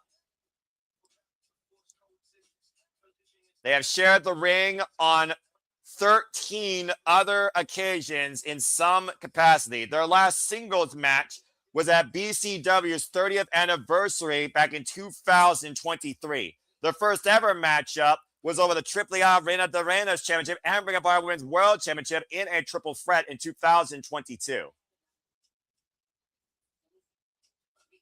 And of course, we know Michelle Shaw won the Maple Leaf Pro Women's World Championship against Kylie Ray to become the inaugural MLP Women's Champion. As Deonna Purrazzo is Class 1 Women of Honor, bringing pure fundamentals forward in the Virtuosa's era as the Ring of Honor inaugural, to add, Ring of Honor Women's Pure Champion. This was one of my top 3 matches I've been waiting to see tonight. Long may she fucking reign. Let the quintessential diva takes the spotlight. Michelle Shaw, Deonna Purrazzo, Ring of Honor Women's Pure Championship.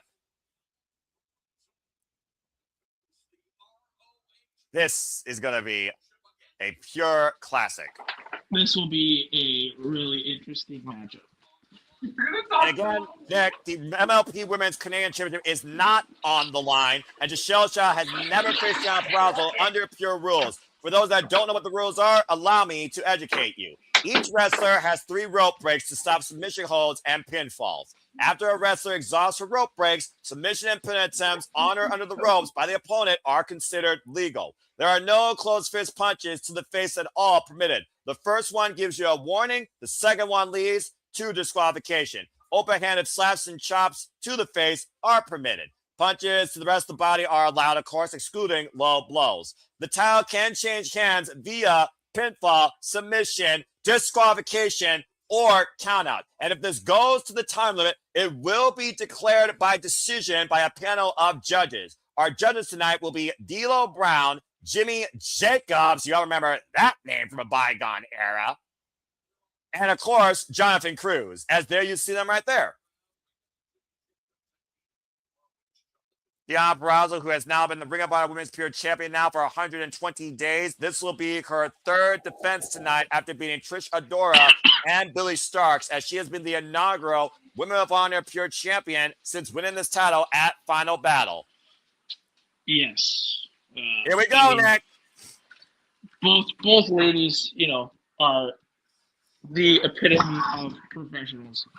And here's your epitome of Canadian excellence, your MLP Women's World Champion, the quintessential diva, Giselle Shaw. She is also currently the Destiny Women's Champion. She has held that title, the MLP Women's title now, for, get this, 329 days across 6 defenses, including against the likes of Robin Renegade, Brooke Havoc, Priscilla Kelly, Shotzi Blackheart, and of course, Kylie Ray in a rematch. Dude, I wish, listen. What's on your mind, man? Speak. I love your wife. I love my wife. I really wish we got to see more. And I get it. If you want to see her, you can go on Honor Club and stuff. I really wish we saw more of Deonna on AEW proper. I wish the Vendetta was a thing. Never say never, but to your point, the Virtuosa is now defining her own era in Honor, purely. Yeah, but dude, imagine a tag team title run with Giselle and Deonna, Oh, I completely agree. You already know how much I endure the former face of TNA, led an era, the era of the Virtuosa, former multiple-time TNA Knockouts World Champion, Triple A Reina de Reinas Champion, Women of Honor World Champion, the Virtuosa, 31 years of age, 12 years involved in this game, trained by Rick Rogers, and we all know you don't mess with a girl from New Jersey, who is also heavily educated, of course, and is a history major.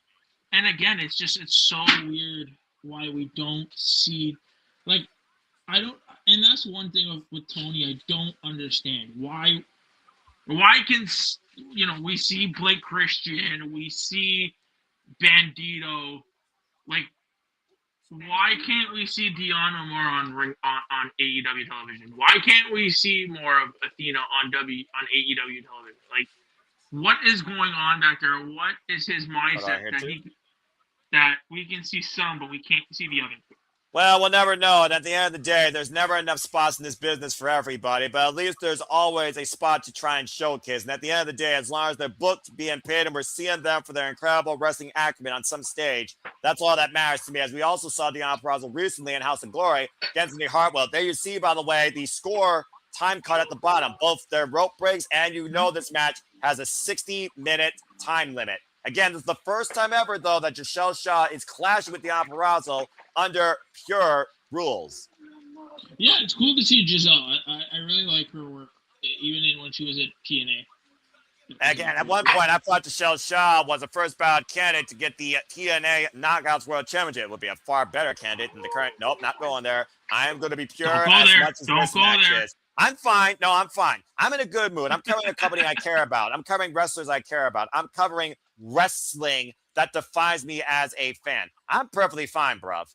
Stiff Khan outside up here again. The standing waist lock applied here again. Like I said, the last time these two shared a ring together was 2023 as a tag team against Jordan Grace and Trinity at Final Resolution 2023. Deonna immediately working the legs and the neck of Giselle Shaw. Almost a modified bow and arrow here of sorts with her back press against the lower spine of Giselle. And the beauty of pure wrestling, which I feel is an underwhelming underappreciated art, today, is that it literally is human chess. It is about breaking down your opponent, finding a vulnerability, and exploiting it. It is purely strategy, as we got a little curtsy there by Giselle Shaw, trying to keep things classy. Of course, we know that Giselle Shaw is fundamental in the Fujiwara armbar, and if need be, a move that has yet to be escaped or reversed, Nick, the Venus de Milo, the double Fujiwara armbar. Yes. That headlock applied. The arsenal that Deonna has, this style of match does suit her. Again, it's just I wish we got to see more of her on fucking AEW. Like grabbing the arm. You know? Well, to your point, I think there's very few people that know the technical fundamentals more than the virtuous Deonna Purrazzo. Maybe Serena Deeb, maybe Natty, but honestly, outside those, I dare someone else to name a more technically proficient female wrestler right now than Deonna. Immediately going for the armbar, and Giselle Shaw has used her first rope break. I would love to see Giselle get a bigger showing. Like another run with a major company. It'd be cool to see her in AEW, I think. I mean, obviously, right now she's the face of MLP, but at the end of the day, this is about Giselle Shaw's MLP championship. This is about Deonna Purrazzo bringing upon a pure championship. Yeah. Just seeing Giselle in a major company, I think would be a great sight to see. Not to say MLP is it, not to say it's not. I'm just. No, I get you. I get you when it comes to the outlook of the business as far as the scope goes, and you want to see these incredible athletes on the grandest stages of them all represented by the art they bring in the ring versus some poor character development. Kick to the midsection there by Giselle Shaw. Toe kick, by the way. I could go on a 2-hour just podcast. I think me and you could do a 2-hour podcast. I'm just talking about women's AEW, wrestling. AEW and the things they want to do, the things they should do. We could do a whole episode on that on the state of AEW and ROH presented by Nick Ferrantes in collaboration with Zimbabwe Studios with co-host Noah Foster. Book it today, Madman JJ. I hope he didn't hear that, but honestly, I'm for it because anytime I can talk more about AEW, ROH, women's wrestling, or wrestling in general, you know you got me on board, especially when it's not about dollar signs and fucking reality character development where wrestling is like a movie versus competitive sport. Anyway, I'm fine. I'm in pure form, like I said. And right now, Giselle Shaw in control, cover up the far leg, gets a 1 count after working. You see right now, Deonna Purrazzo favoring her left forearm here. Now the hammerlock being applied by Giselle Shaw. And of course, Giselle neutralizes the upper body strength and the arms of Deonna Purrazzo. That makes the Fujiwara armbar less effective, literally removing one of the greatest weapons from the Virtuoso's arsenal. Yep. And then, to go back to what we were saying, shout out for Deonna and Steve, starting Battle for the Brave Wrestling. Cover 2, count only. A great card, by the way, too, including amazing red. Yeah, and again, it's a wrestling showcase for heroes benefiting Tunnel to Towers. And then again, if you didn't know what Tunnel to Towers were, it's a foundation supporting America's first responders and military heroes. It's I'm Canadian, so I don't really. Of course. With us here, that's not really a thing, but I have family in America, and I know that you always want to show respect for those that. Of course. Man, right? The knee across the arm there. Micheal Shaw is actually starting to pick up here. Wow, God, both women collide hard in the middle of the ring. Yeah, so I mean, if you are, there as of 3 days ago, there are limited tickets remaining. So definitely, if you are in the area at Rahway, New Jersey, June 6th,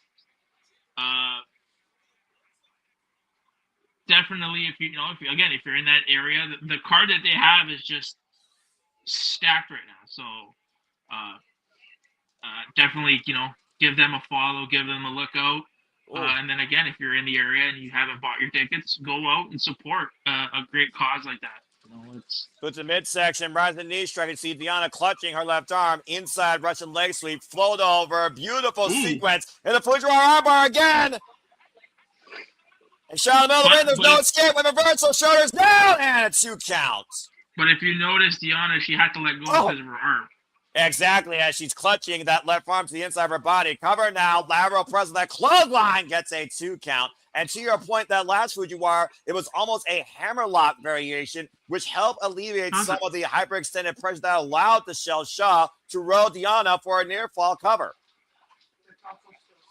As right now, Deonna Purrazzo is 11-0 under pure rules. And right now, might be looking for the Queen's Gambit, Gotch-style pile driver. You see Micheal Shaw with leverage, though, dropping to her knees, preventing the lift. And again, a massive uppercut to that left arm. Great strategy employed here by the MLP Women's Champion. Now looking for a Fujiwara of her own. Again, though, Deonna able to roll through to Shell. Maintaining control, though, of the arm, though. And right now, Micheal trying to trap the arm of the Virtuosa here. Deonna Purrazzo trying to rub her. Oh, man! Everybody is like, okay, so the reason why I'm very like, this is not, I am not like the pure rules. Like this kind of match doesn't do it for me. Just because I'm not used to it. That's fair. Tristan draping, elevated, DDT of the leg, and a 2.5 for Micheal Shaw. Not to say that this match, there's anything wrong with the match right now. It just, a match like this doesn't do it for me. So it's because it's just technically proficient. It's not about hitting each other hard. It's about outsmarting one another and bringing down the body. And look at Micheal Shaw going for her own Fujiwara armbar. And it's forcing Deonna to use her first rope break. Very rare I see Deonna use a rope break. Oh, little Ronda Rousey shout out, I see. Okay. Well, Marinello's going to be calling that fight and will be calling against Sumo Studios in May. By the way, you can go to Ronda Rousey's YouTube channel and look at the exclusive behind the scenes ahead of the face-off with Gigi. Swing and miss by Deonna. The full Nelson applied. Back elbow strike by Micheal Shaw. Again, for me, as a fan of chess, I love this simplistic form of human chess. And right now, both women trapped in a wrist lock here. And they're really laying in their shit, which is nice to see. Well, it's that familiarity, like I also said, as well as these two, again, have been at each other's points of their own impactful careers since TNA Impact Wrestling in 2022. Yeah. It's definitely...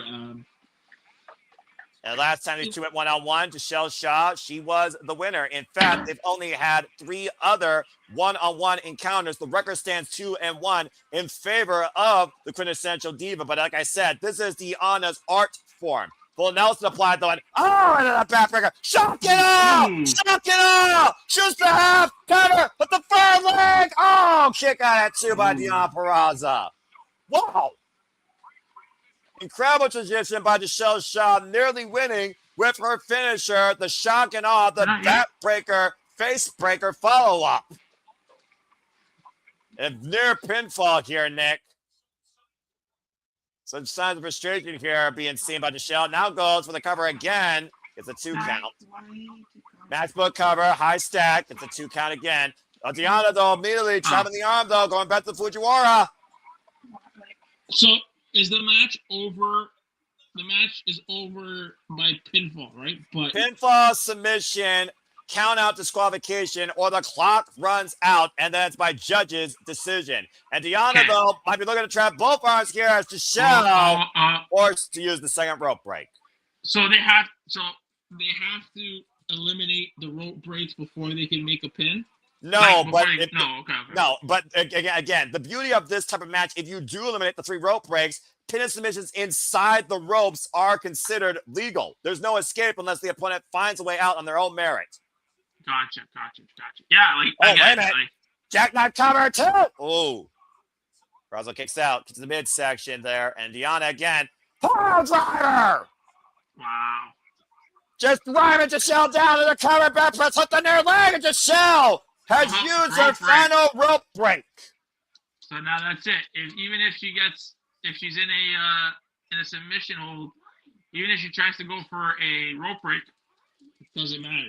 That's right. And you can talk to countless others in the world of pure wrestling from the men's division. Lee Moriarty, Nigel McGuinness, Jay Lethal, Wheeler Yuta, Josh Woods, you name it. Pure rules have benefited those far and above if they're in the driver's seat against their opponent if their opponent has no rope breaks, old or new school rules. Of course, Lee Moriarty, the longest reigning Revara Pure champion now in this company's history, beating the former bearer of that title, the Standard, Nigel McGuinness, under both pure old and new rules. First kick by Giselle Shaw. Now hoisting up Deonna up in the fireman's carry. Michinoku driver hasn't done the damn too. No. Oh, wait a minute. Now going to Fujiwara armbar. Imagine if Giselle Shaw beats Deonna by her own move. And right now, Giselle Shaw. Now Purrazzo may be forced to use another rope break. And that goes again back to the familiarity of these two incredible athletes, one another with each other, despite the fact Giselle Shaw has never wrestled a pure rules match before. This is right now the longest pure rules match in the Virtuosa's pure run as champion, by the way. Looking for the denouement, that knee strike, roll up, schoolgirl cover for a 2 count. Still maintaining wrist control, swinging a miss, full Nelson, looking for another possible submission here, taken down. Giselle Shaw, the foot rubber applied again. And now there's nowhere to run. Exactly, but she can reverse the pressure. Shoulders down. And again, look at Deonna, though, maintaining hold and control. Now trying to break the grip. And now the Fujiwara fully applied here. And again, like you talked about before, trying to butt the fingers here, trying to find any sort of escape. And again, Deonna knows that she has no more rope breaks, still maintaining full control of the left arm. Now driving her elbow in the side of Giselle's head. And uh-oh. And Deonna Purrazzo grabbing the other arm, possibly looking for, oh no, this is bad if she gets both. Finish Tomato! Finish Tomato!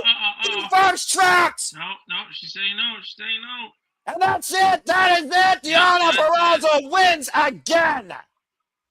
Good match. A masterpiece, pure classic by the Virtuosa with the Venus de Milo double Fujiwara armbar for the retainment.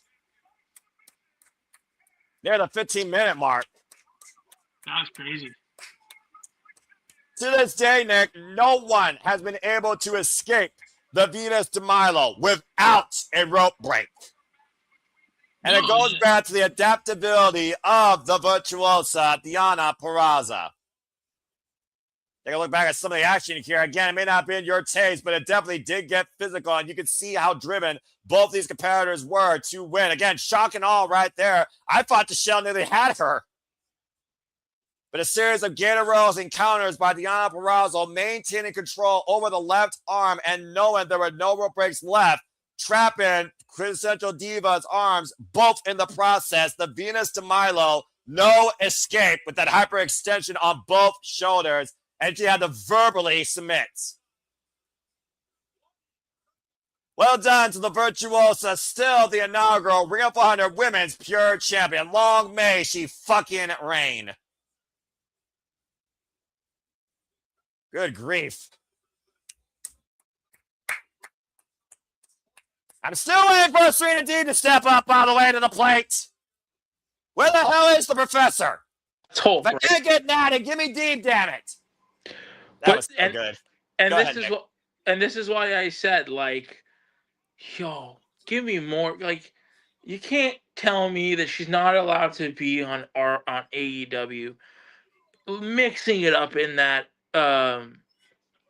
mixing it up in the TBS title scene Or even again being a tag team with her best friend that we're waiting for her to return, Mrs. DMD, or even bringing in somebody like Giselle. Like, Right? oh man, Deonna can have such a greater presence on AEW proper. It's just, yeah. Yeah, game effort, though, by a very familiar and formidable foe. Female ref. All right. Now we got moments to breathe. I've never seen a female ref in men's sports. Yes, there's female refs, female coaches now. Sorry, I got the. You're educating the misses. You're educating the misses. I'd love to see that and hear that. I got the Toronto Raptors versus the Memphis Grizzlies on the telly. How's that going so far for you all? Toronto is winning. I think hockey doesn't. I think basketball is the only sport right. Oh, football. FUTBOL, or are we talking about American football? Which football? We are talking the Seattle Seahawks and the Super Bowl and actually football, not football.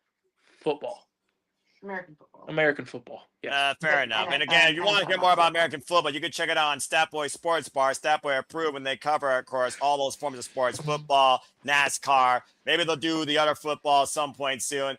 Stay tuned, as Nick has been in the sports bar and the commentary booth once in a while as well. As Ring of Honor, MLP Global Wars Canada continues, time for the PWA Champions Grail defense as Rohan Rada defends against Stu Grayson.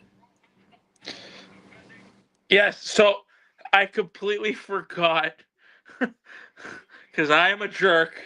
So I apologize. I wouldn't call yourself a jerk. I would just call yourself forgetful at times. But what did you forget, man? Well, I forgot that this show was before Uprising. I know you did. I don't hold it against you because it's a retro. We're not used to doing this, but also botch. Yes. I know. And cat's out of the bag.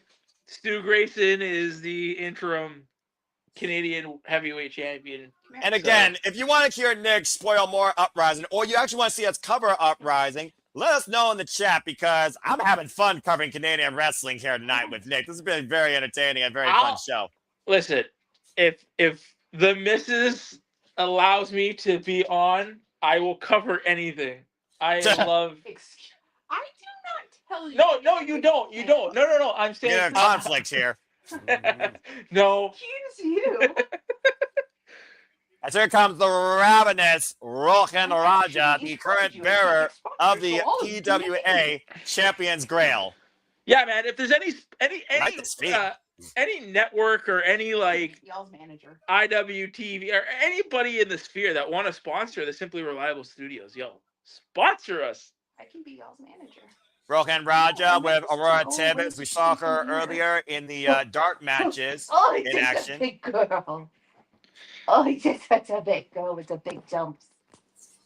Oh, just such a big girl. Rohan Raja, by the way, is the inaugural PWA Champions Grail champion. He has held this title now for 532 days. This will be his 13th defense. He has defended against Gujjar, Swann, Robbie Eagles, Psycho Mike, and even Moose and Tommy Billington, and Rhino most recently during his run. You're absolutely right, sir. Is no one commenting on how beautiful your daughter is? My daughter is very beautiful. She is now a YouTube pup. PWA Champions Grail gear. Come here. So now I feel like such a bad Canadian right now.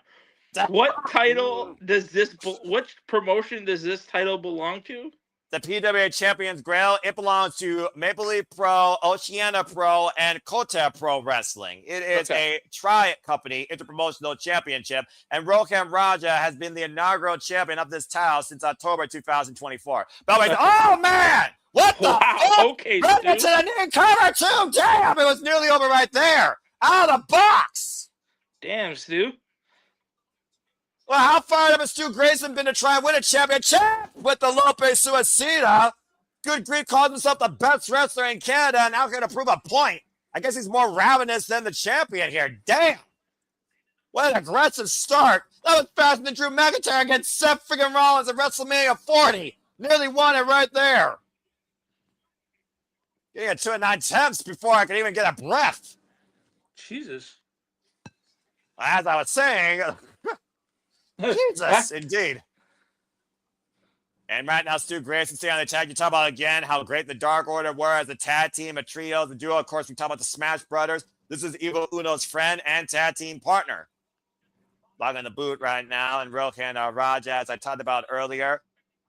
Run, and most of his runs, of course, have involved the involvement of Aurora Tieves to preserve the Grail. Rising knee, take over Frankenstein, or Haragrana, by Stu Grayson, who has not let up since the bell rung. I don't think Rohan Raja even knows where he is right now to getting that shot to the face. Fireman's carry. Maybe looking for Nightfall. Oh, big elbow strike. Of course, Nightfall, Stu Grayson's finisher, drop kick. Beautiful drop kick there by Stu Grayson. One of the better drop kicks I've seen lately in professional wrestling business. Stu Grayson, 37 years of age, 20 years involved in the game, trained by Michael Von Payton.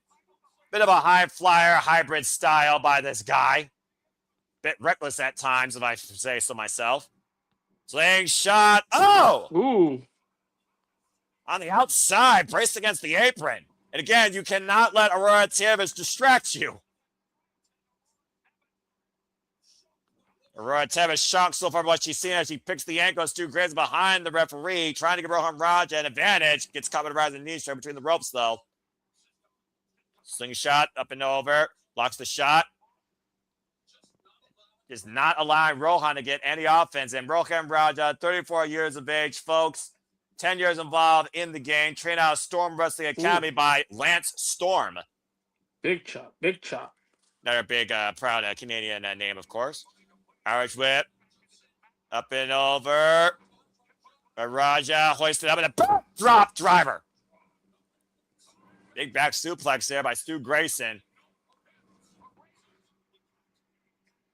Stu Grayson's one of those that can catch you at any suplex, like Roderick Strong can catch you at a backbreaker at any time, it seems like. And Stu Grayson, like I said, former Mystery Wrestling World Champion, C4 Tag Team Champion alongside Thomas Dubois, two-time Tag Team Champion as the Super Smash Brothers for Royal Canadian and NSPW. Oh, God! Oh, man! Ooh. Terrible. He knocked Grayson off the top to your point, and he literally hit the apron and the floor hard on the way down and throat first across the top rope. Just a nasty landing in general.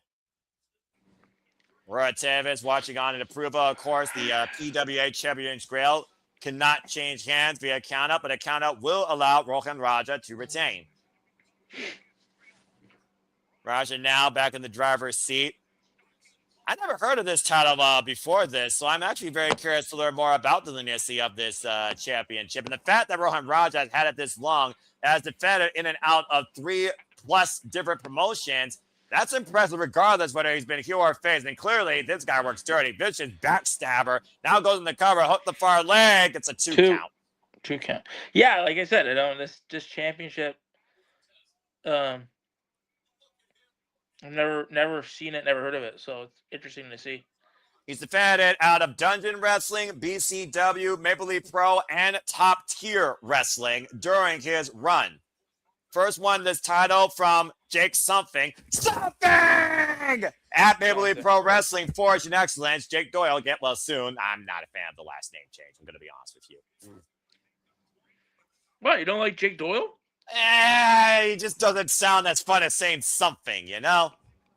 You always want to say something. He's the anomaly of the business. That is something. That's the definition of something. Go look it up in the Oxford Dictionary or Canadian Dictionary. Actually, I don't know if both are the same. Oh, face first goes Stu Grayson in the second turnbuckle. And now just driving his knee in the back of the head and throat of Stu Grayson. Literally taking out all momentum from the challenger. Now, maybe they'll do something tonight. I'm not sure, but it would have been really cool if they had, like, AEW does their post-show media scrums. It'd be really cool to see if they'd have a post-show media scrum after this show. I think that'd be kind of an interesting idea, Irish Whip. But like we talked about, though, this isn't on demand. This is like live for the first time. Unlike Ring of Honor, Supercard of Honor, that we will be covering, of course, next month, folks. State of more of that, and the return of the ROH League. And whether it's me or Nick or Ash or Walter, we will be bringing you back coverage of Ring of Honor.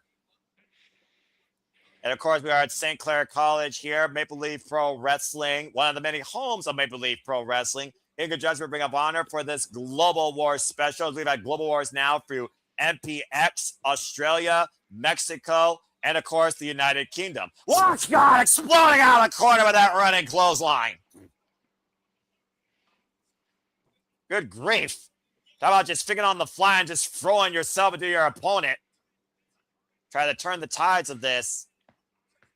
Which is why I said it's shitty how we did not have a Evil Uno and Stu Grayson tag team title run. Well, so to be fair, Maple Leaf Pro Wrestling, we're going to crown inaugural Maple Leaf Pro Tag Team Champions. Who's to say that can't happen? Roger, though, trying to push the referee into the way, and Rohan taking advantage, ripping Stu out of the corner. And again, back first across the top turnbuckle, across the shoulder blades, jumping forearm, might have been the KO shot needed, floats in the cover, hook on the near leg, gets a 2 count. It's been a hell of a competitive night, by the way, too. Yeah, they've definitely all showed up, ready to work. And we talked about, again, how Maple Leaf Pro Wrestling talked about their forge in excellence. We talked about Ring of Honor and the fundamentals of that company, though. And Rohan Raja instigating Stu Grayson. I'm not sure how smart that is. And the fact that Rohan Raja has had this title for over 500 days, I can understand the confidence of the champion. As I said, this is his 12th defense of the freaking championship. Wow. Stu, there it is. And big forearms and Stu right now trying to bring the fire back to Rohan Raja, trying to rock the champion. Open palm strike. Ooh. Lining up Rohan Raja.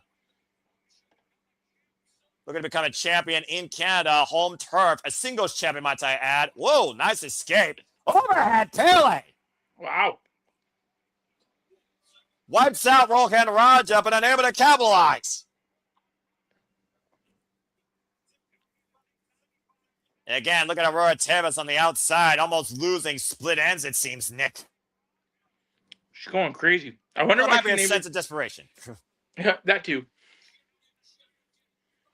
The PWA champions Grail in Stu Grayson's sights, brother. And I say that with a Hulk Hogan impersonator at ringside. Big forearm strike there.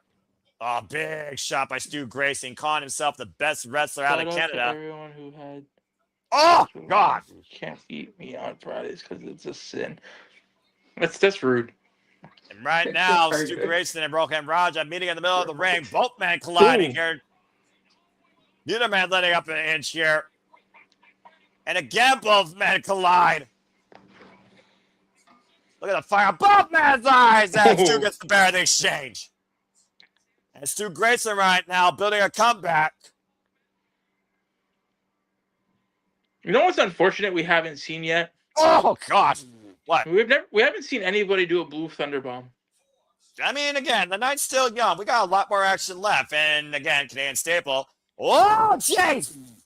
Belly to belly overhead suplex by Stu Grayson. And right now, looks like Rohan's going for the right again. Belly to belly overhead suplex, Suplex City, Canadian province. And the crowd apparently, Suplex City. All right, I see what they did there. Looking for the trifecta, and Rohan. Oh man, nothing he can do but take it. Overhead belly to belly is perfectly executed here by Stu Grayson. And Stu right now might be on the doorstep of claiming the PWA Champions Grail. Looking to become the Holy Grail of Canada and Maple Leaf Pro. Wants to see it one more time. The audience does. Rohan says no. And Rohan right now caught by Stu. Stu going up to the top rope. Oh! Beautifully done with that tornado DDT. Now off the second with the springboard. Moonsault, but hits the knees. Right into the gut. You're a Nagi. Flatliner, excuse me. You're not into a flatliner. That's innovative. Off the second rope again. Full-on moonsault perfectly connects. Cover now for the win. Kick out at 2 by Rohan Raja. Wow.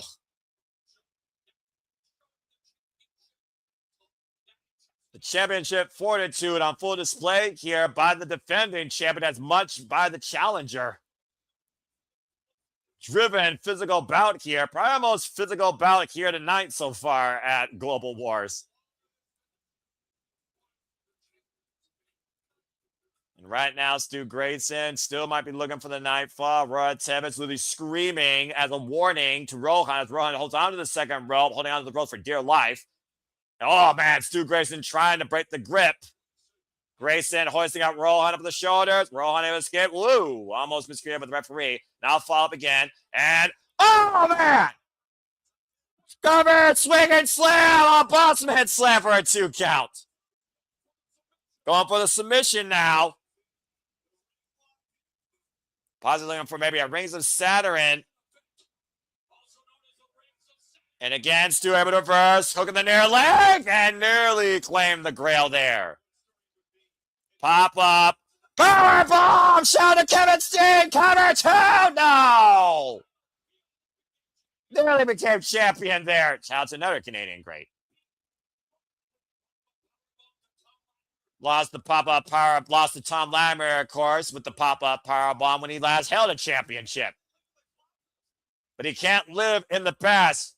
Jumping into the girl, he rocks Rohan Raja again, who set out on the top rope. This is freaking awesome.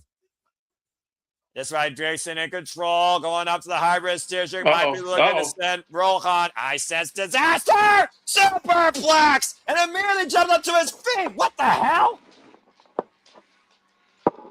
Popped it like a pimple on prom night, feeling it tonight. I say that as we're in a gymnasium.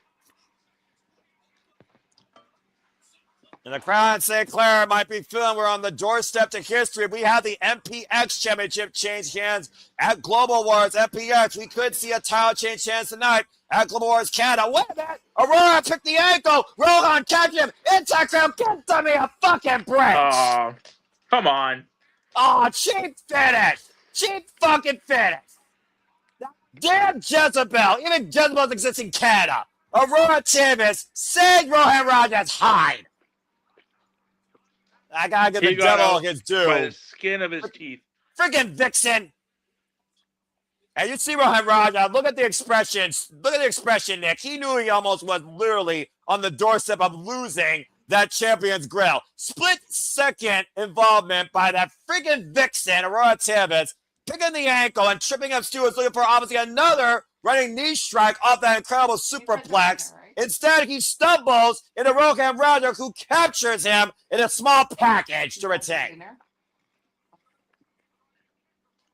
Ah, damn it. But heel tactic, right? I suppose by hook and by crook, Rohan Raja holds on to the PWA Champions Grail thanks to Aurora Tieves. As we go backstage with Sam Latourneau, who's backstage with Ricochet. I'm sure Stu will be fine. I think he's got other plans. Yeah, you might be right in a bygone era. Yeah, you might be right. Still, I thought it was his time. Commendable match, though. As, of course, we talk about the long-term history that Ricochet and Rich Swann has, as both men have redefined high aerial offense and cruiserweight wrestling. Mm-hmm. All right, Rich Swann and that will be a loser. Obviously, we see that he is championship-less. Well, Jack Perry took the national championship. As we know, didn't pin him, but in a battle royal, you're absolutely correct. As Ricochet looks to prove why he is simply out of this world tonight. Looking forward to that match. I've been looking forward to calling those two go one-on-one again. As we get ready for this six-way scramble with Michael, Allen, Richard Clark. Try saying that name 3 times fast, folks. This guy, the definition of ego.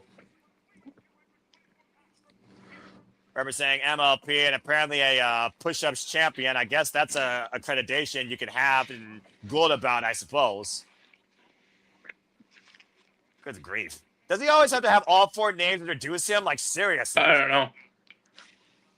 Oh, great. He's got a microphone. Why is this guy not in the Premier Athletes with his ego? Good grief.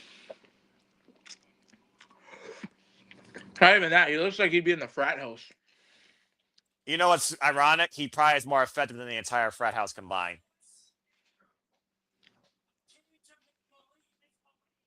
All right, so now we got a promo. Damn it, I hate this shit.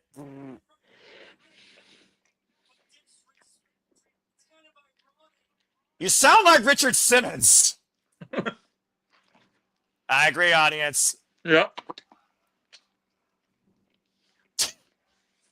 Bloody hell. The worst place in this dump of a city of Windsor. There's the Canadian insult. No offense to your nationality, Nick. Speaking of Canadians, congratulations, by the way, to Jody Frett, the new WPW Women's Champion, beating Mercedes Moné. I'm glad you're done because now we play with the freaking face of Repro, Michael Oku. You want to talk about a guy that's a standout in this business? Talk about the Repro Undisputed British Heavyweight Champion. Master of the half crab, king of the half crab, might I add, as the name dictates. I kind of wish Amira, is it Amira? Yes. I wish she was with her, but I think she's on the indies. I'm about to say, Amira's doing her own thing. Let's just call it what it is. Yeah. Of course, been involved in Rev Pro, and we've also seen him in AEW, even challenging Kazuchika Okada for the Continental Championship. Previously now a 2-time Rev Pro Undisputed British Heavyweight Champion, last run for 216 days before he lost it to Ricky Knight Jr. And here's the name I fly away here in a long time again. Shout out to OVE, Ohio versus everything, for representing Wrestling Revolver, Jake Crist. I love how they just did that. I didn't notice it till now. The fact that they're saying that Bobby Cruz is saying, that's right, wrestling out of representing insert promotion here, as we talked about before, it is an inter-promotional showcase here at Global Wars. Shout out to Revolver getting that shout out. That's huge, no? Yeah, absolutely. And shout out to GCW, because here's the name you might know, and I believe they're going to be involved tonight on Last Call. Daisuke Sasaki. Bit of a wild card here, in my opinion. Let's see where. And of course, coming out from DDT. Daisuke Sasaki. This was another person, by the way, that has been very familiar with another name you might know, the Alpha Kanose Takeshika. They've trained together. Really? Yep. Daisuke Sasaki, by the way, of course, has been the KOD 10-man tag team champion currently and is the 040 champion and previously a 3-time DDT Universal champion. As we have Brett Banks looking to make money moves here tonight for Maple Leaf Pro Wrestling. Brett Banks. Okay. One of the bright young up-and-comers looking to make a move here tonight in Maple Leaf Pro. And speaking of bright up-and-comers, and it might be inevitable before they're champion again, representing AEW and the Bang Bang Gang, Ace Austin.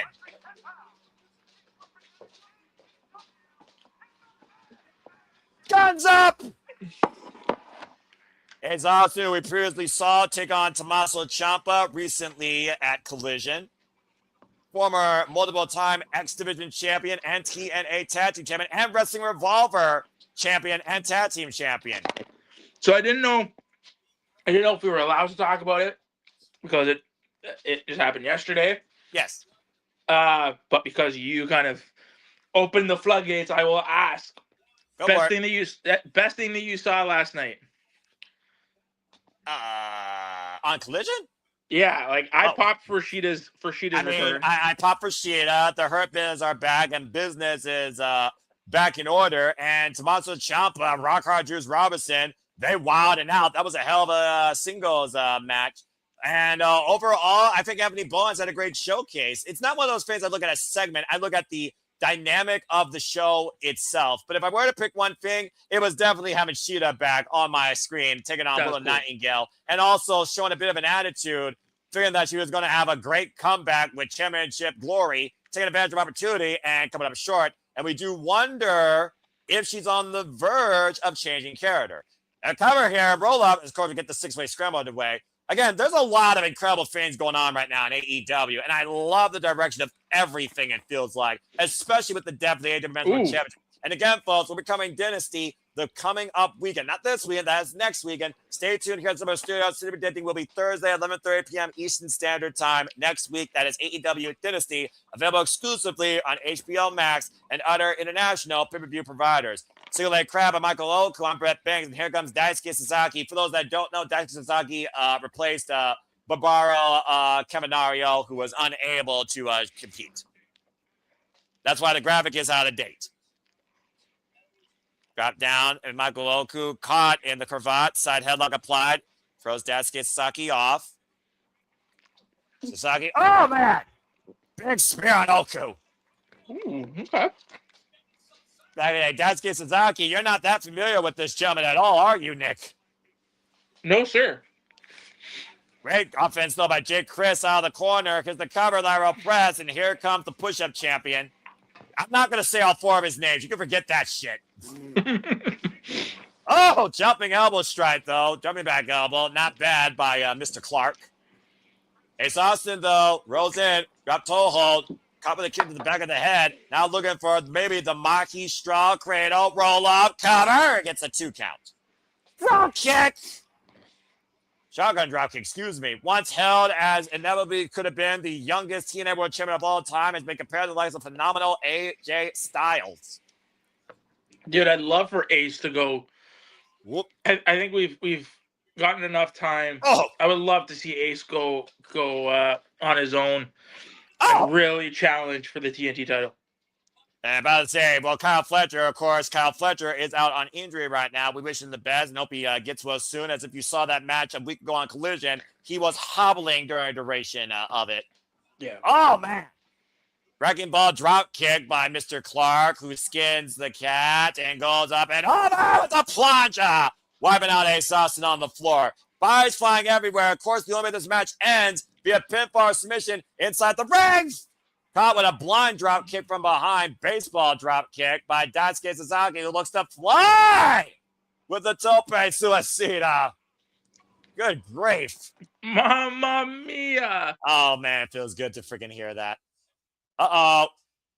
And Michael Oku might be looking to get ready to fly. He's revving up the engine. How fitting, talking about Rev Pro. Look into the outside. Oh, Jake Crist beat him. Beat him to it. Oku's like, what what are you the gonna fuck? do? What are you gonna do? I mean, again, you take too much time, someone else is gonna, pull the trigger first, especially the 6-way scramble. Now both men standing on the apron. Jake Crist and Michael Oku, dangerous territory here.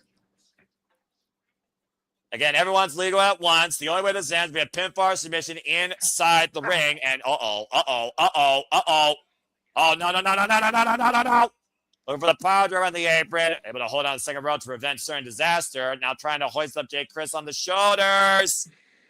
Trying to fight out here. Very precarious situation. Wait a minute. Brett Banks. Brett Banks with the double drop kick. Wiping Boatman out on the outside.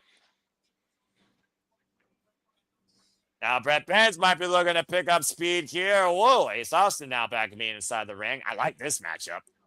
Up and over, leapfrog, backflip, drop kick, catching Ace Austin. Brett Banks showing out here right now. Calls himself a one-man dynasty. Also aligned with who we're talking about in our main event later on, Sheldon Jean and his tag team partner.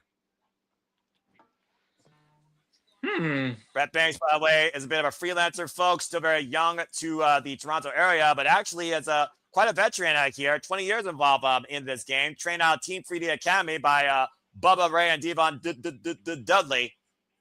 It's Austin now jumping into the fray. Good grief, charging in right now. Daisuke Sasaki, Ace Austin, and Jake Crist. We got half the field inside the ring, Nick. Sasaki doubled over up in the fireman's carry. And what is Ace doing? I don't know. Are you kidding me? Look at those quads. Look at the strength of Ace Austin holding up 2 men at once on the shoulders. And literally squatting with the 2 men. Oh, a drop kick by Mr. Clark. Ace has a good squat. Listen, there's only one man that I know that is better than Ace. And who's that? Mr. Colby Carino. If you're watching this, buddy, he got nothing on you, buddy. He got nothing on you. Yeah, Brett Banks pressing on Ace Austin with the push-ups here, trying to talk about his push-up championship accolade. Oh my God! Head kicked off of Michael Oku. And Daisuke from behind takes Oku out. You're sleeping on the couch. And right now, Ace Austin, rising knee, high kick, rugs Daisuke Sasaki. Brett Banks now back in. Waistlock applied, thrown off in the corner.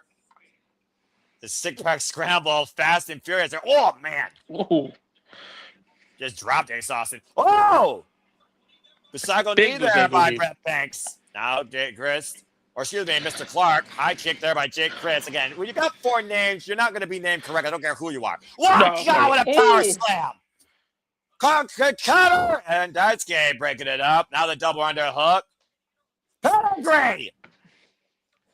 That's hard. Sasaki follow-up front kick. It's a game over by Mr. Clark. It's hard to call a match like that. Oh!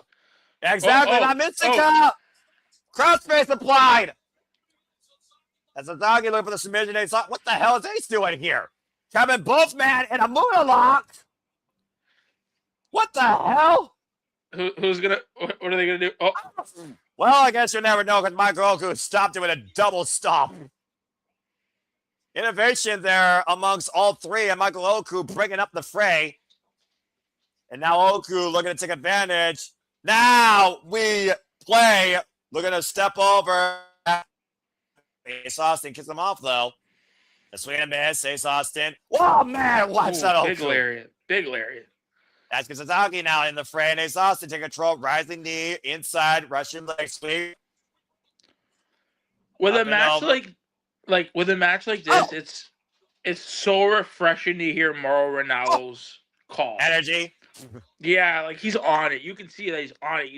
He has. There's the reason why he and JR are my biggest inspirations in professional wrestling. Now Brett Banks looking to show like he's money. Corkscrew cross body out of the corner. Give me Mauro on Collision. Mitsunoka driver with Michael Oku with the crucifix too, and Oku almost stole it. Give me him give me Mauro on Collision. I completely agree. Pushed off, but not to begin as Oku. Oh man! Near the head of Brett Banks. Oku off the top rope moonsault. Oku perpetual motion here. Frogberry flopped Ace Austin Deathsong in the outside. Let's go, Oku. Holy Oku indeed. Unbelievable athleticism here and spring in his young step. And again, right now, we only have Brett Banks and Oku in the ring. Jake Crist now might be looking to join the fray. Oku to the top rope, though. That is going to be a hell of a flight. Oku's another guy. Him and Sosa are just like, I can see them being future stars. Ooh. Yeah, I'm about to say. Looking for that slice bread out of the corner. It sends Oku up and over. Front face like applied by Jake Crist. Fisherman. Oh! Fisherman driver. Oh, man. 2 count only. Wow. And right now, Jake Crist in the driver's seat, isolating the former 2-time Red Pro Undisputed British Heavyweight Champion, Michael Oku. And right now, Brett Banks just lunging in, taking out the base from Jake Crist. Still anyone's game here at this point, though, as we got Mr. Four Names back in. And Michael, Richard Clark, Brett Banks. Michael Allen, Richard Clark. Oh! Bhupinder bomb, but didn't go for the cover. Pin. You can win. Damn it. Well, What at a least I got dick. one tonight. You know what? I'll probably get one tomorrow when I call Nosy to catch up for Shota Umino on Sakura Jazz. So stay tuned, folks. I'll be calling that live in some of the studios. And right now, By yourself? Probably. I mean, it's 2:30 in the morning, Eastern Standard Time. Buddy. It doesn't matter to me. It doesn't matter. And right now, Brent Banks up to the top row, trying to do what does matter for the win. And look at the fly. Oh, my God. Oh. Crowd's going to cover Miracle Legend, too. Oh, wait a minute. And right now, Michael over Spitline Frog Splash. Cover on Jen Crist. Oko with the win. Nice. There you go, Oku. Woo. Like I said, man, Oku and Sosa, those are like the futures of the business. Yeah, about to say, this match kicking into overdrive. There was no let up across the entire field tonight as Michael Oku found the moment needed to pick up the win here at Global Wars Canada. Great six-way scramble, though. So good. Very good. Everybody showed out here, even Mr. Four Names. That anti-aircraft, though, by Jake Crist was incredible on Brent Banks, though. Damn, the timing. Michael Oku continues to raise his stock in and out of RevPro and ROH tonight with this major win at Global Wars Canada. As we now get ready for our Ring of Honor Women's World Championship match.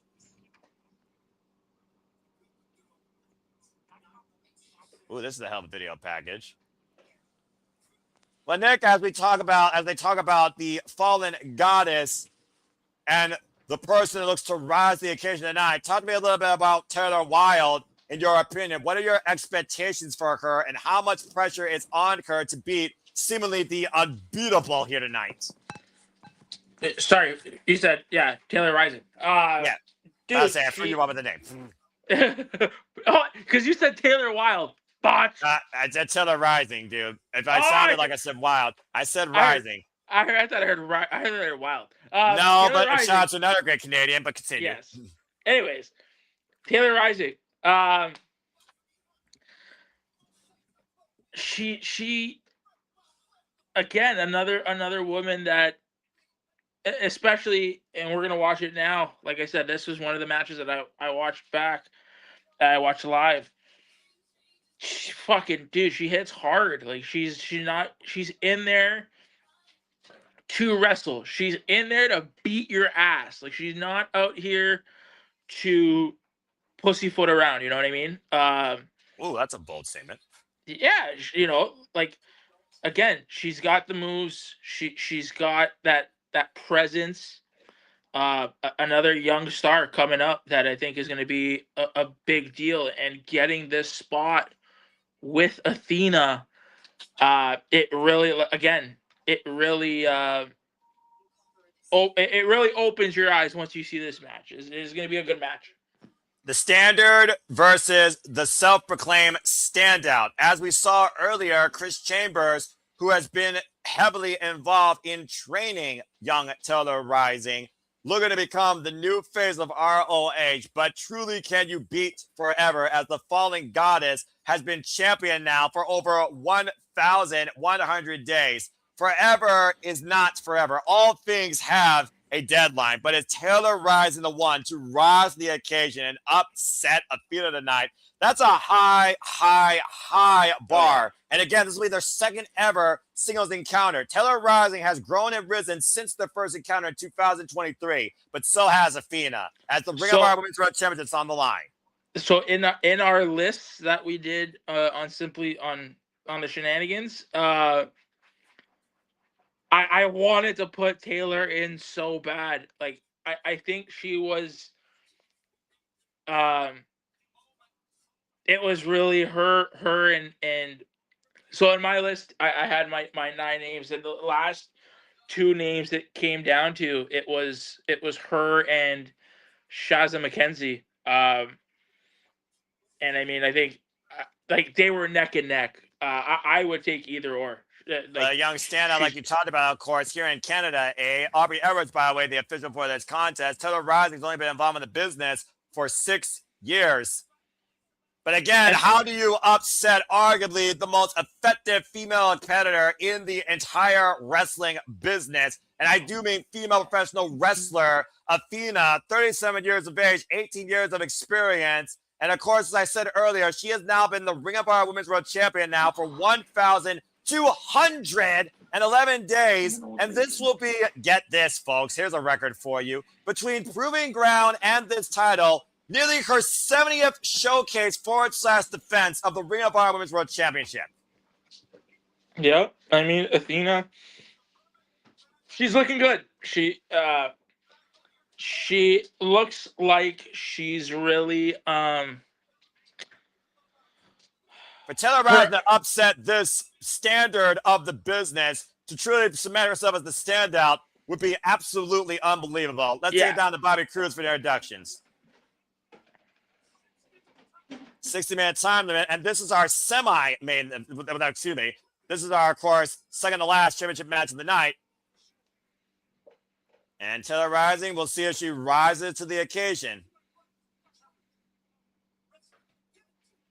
Wrestling out of Hamilton, Ontario, Canada, by the way. Hammertown.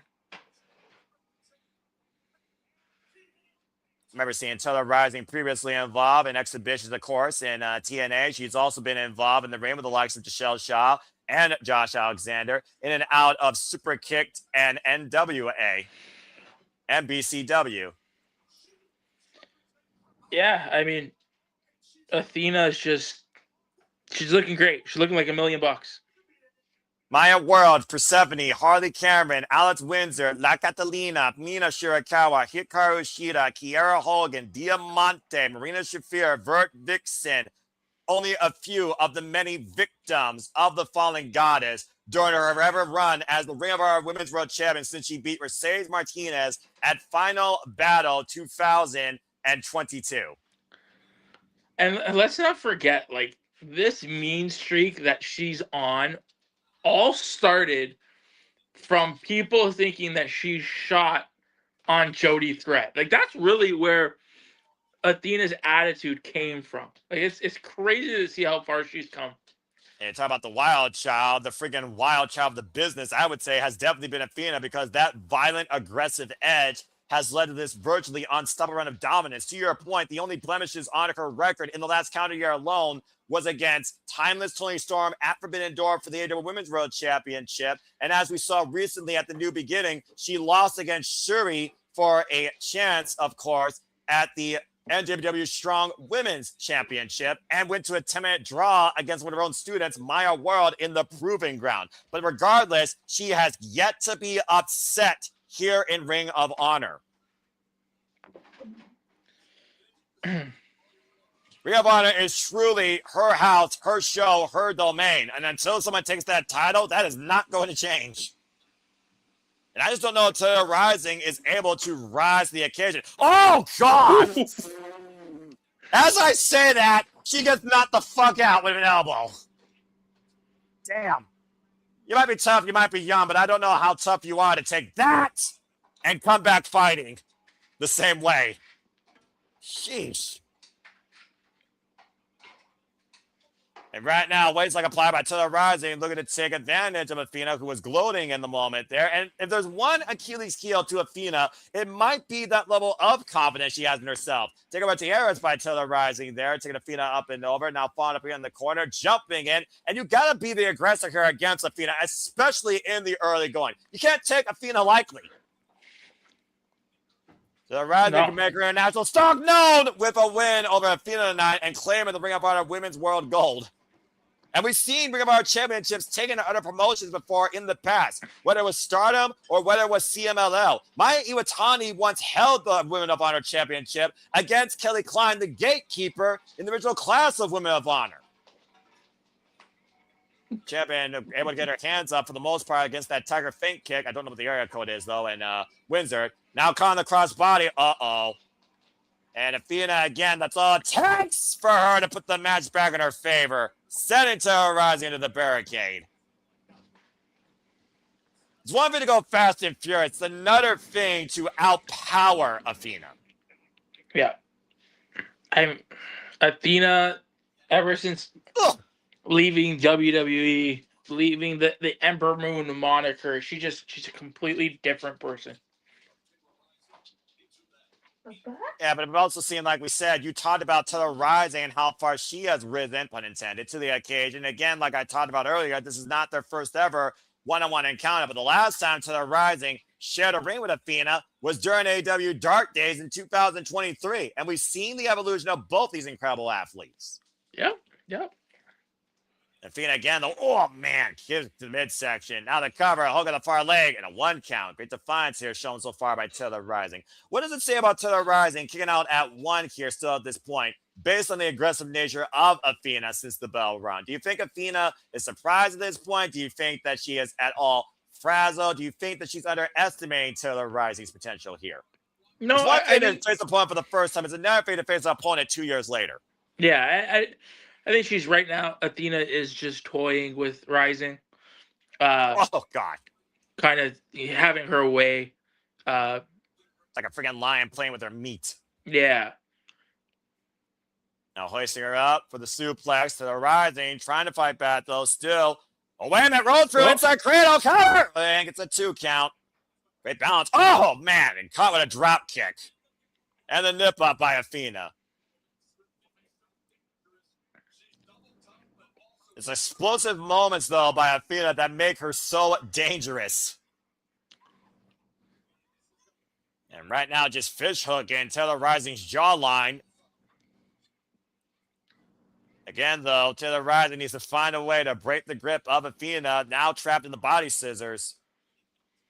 Putting that tight grip around the challenger. Aubrey Edwards in per position here. Taylor Rising still finding back, though. Back elbow strikes to the rib cage of Athena.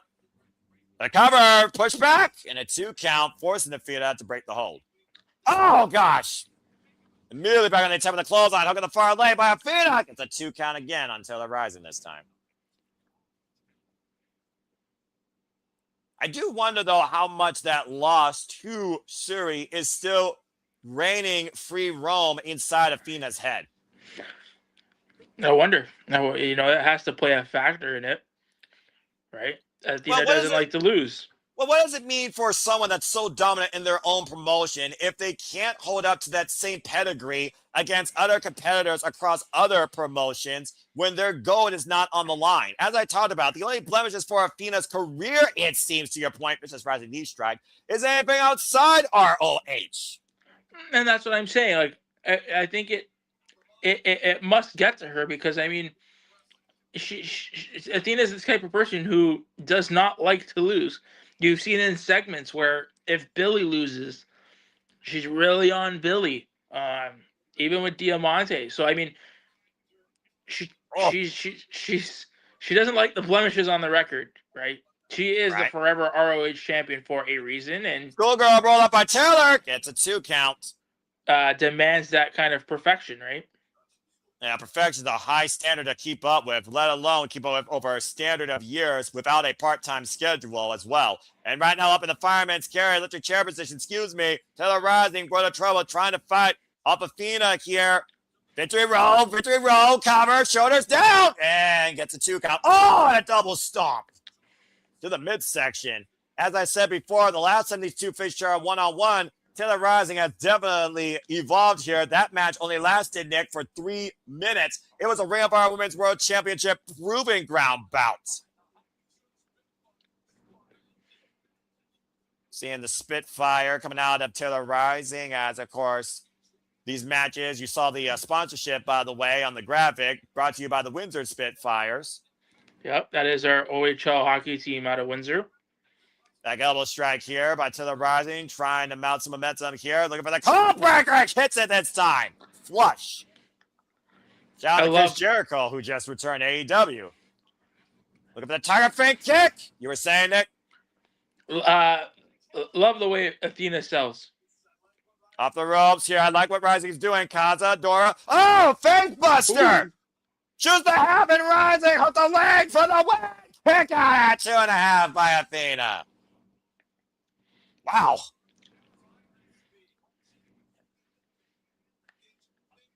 Great fortitude being shown here by Taylor Rising.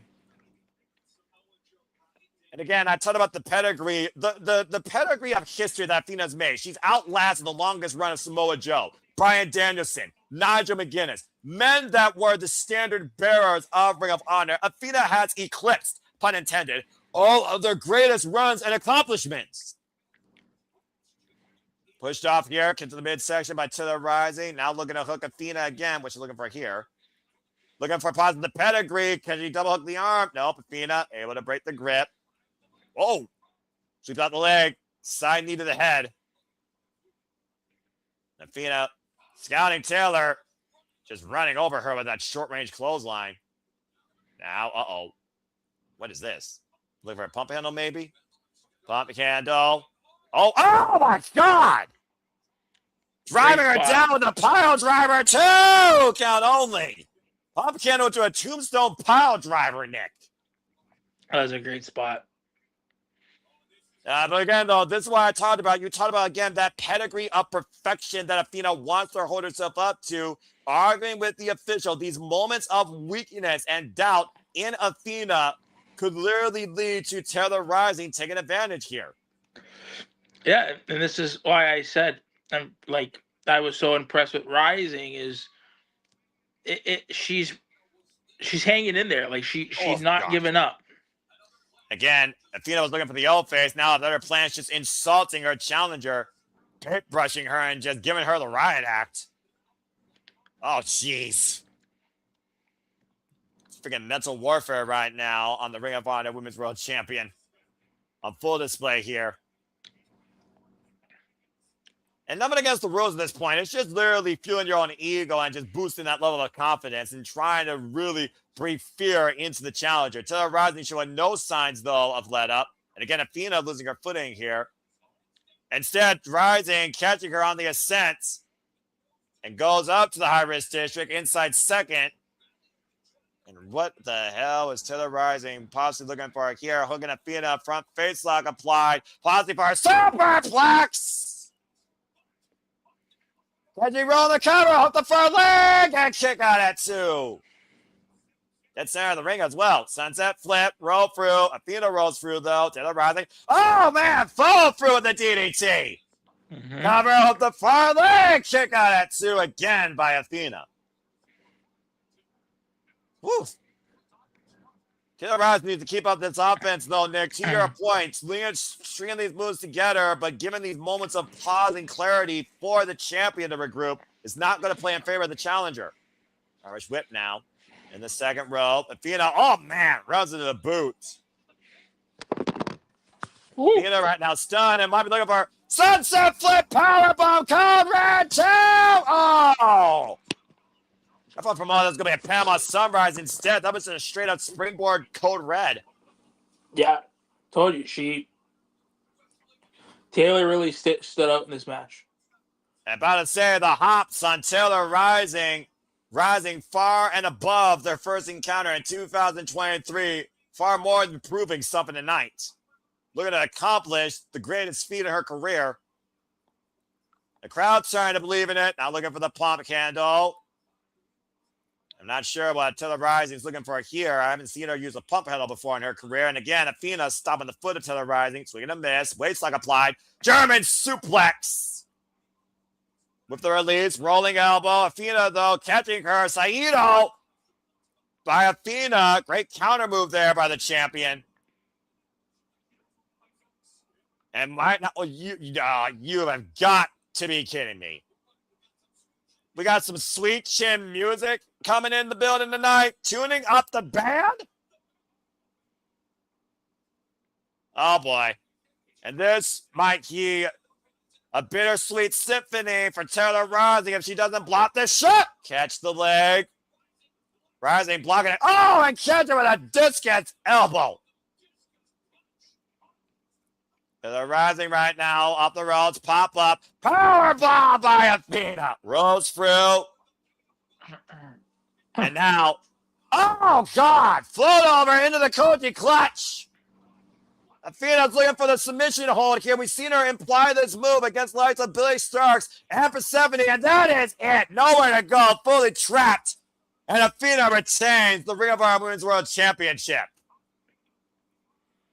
Yeah, what a good. That was a real. Like I said, I watched. It was a really hard hitting match. Woof. Rising did a great job, I thought, in there. Yeah, no kidding. But again, 35 alone outside proving ground, Nick. 35 now. Championship defenses successful for the fallen goddess, Athena. Is there anyone in the world that could beat this person for the Ring of Women's World Championship? And it looks like Taylor Rising is going to get a forceful code of honor. Oh, come on, this is unnecessary. Oh, all right, well, that's respectful. Oh, come on! Unnecessary, unsportsmanlike conduct. Leave it to us to give more respect to the challenger than to the champion. But like you said, Nick, when you're that perfect, I guess you have that right to be that selfish post-match. And I mean, hopefully we see a supercard who can stop Athena. Well, who the hell you put against her on that card if that's the case? I mean, we've seen her kill Canadians, Joshis, AEW, ROH alumni, rising stars. Everywhere, worldwide, no one's been able to stop Athena when it comes to relinquishing her of the Ring of Honor Women's World Championship. I don't know, man. I don't know. Well, meanwhile, as we got a moment to breathe, I just want to remind people again, thank you all for tuning into this special coverage of Global Wars Canada. I hope that you all are enjoying this as much as we are for ROH and MLP collaborating here, as Scott D'Amore, of course, has given us this groundbreaking announcement on what Maple Leaf Pro is bringing to professional wrestling on the Canadian scene. As, of course, Nick talked about earlier, coming this July, stay tuned for further mayhem as Maple Leaf Pro comes to TSN. Congratulations again to everybody involved in that accomplishment, as these incredible wrestlers, male and female, will have a bigger stage nationwide to present what they bring to the business. Maple Leaf Pro comes to TSN in July with mayhem. Congratulations again to Scott D'Amore. And again, thank you all those that are tuning in right now to this live special retro watch along. As we do this for the biggest shows, specials, previews, and PLDs across all things professional wrestling, WWE, NXT, AEW, TNA, ROH, MLP, GCW, HOG, Independent Promotions, and Japanese wrestling coverage. We got a ton coming up, of course, during WrestleMania week as we are on the doorstep of the greatest week of the professional wrestling business every year, where everyone will be seen. And I hope that you all stay tuned for further coverage and join us along for the ride the entire time. And good to see, of course, standing in the chat, Mercedes Moné has to be the one that can truly actually dethrone her. That is, if they haven't had a title match yet. To your point, Mercedes Moné and Athena have not made each other for the Ring of Honor Women's World Championship. But as I said, anything outside ROH, Athena has faltered at, including their first and only ever one-on-one encounter last year during the Owen on Spring Breakthrough, where Athena lost to Mercedes Moné in the opening round. Yeah, no, I think if Mercedes was going to dethrone Athena, it would have happened during the Expedition of Gold, shall you say. Actually, now has one belt, Moné, might I add, as Mercedes Moné only has one belt left. So I think Mercedes has another title in mind that doesn't require her to hold all of these other championships. We talked about before, the parts of the sum versus the sum of the parts, the value of quality versus quantity, and I think I know exactly what you're talking about. And again, what an incredible announcement by Maple Leaf Pro as they bring mayhem. Maple Leaf Pro Wrestling brings mayhem on TSN June 12th and 13th and August 7th and 8th, a brand new TV series for Maple Leaf Pro Wrestling. Congratulations to them. And of course, that also means more Morrow. Yeah, I mean, again, that's what I'm saying. Like, it's a great thing. I want to see how they go about it. I know I'm going to be tuning in one way or another via my sources, because how do you think I've been watching Maple Leaf Pro? How do you think I know so much to a degree of this stuff? How do you think I still am a crazy man, a simple man that watches wrestling 5 days a week? As we are getting ready for what is going to be a marquee match of the night with a classic rivalry of Renaissance, and both men rise to the occasion and only bringing the better out of each other time for Ricochet versus Rich Swann. And Nick, believe it or not, somehow in these men's career, this will be their 75th matchup in some capacity in their wrestling careers.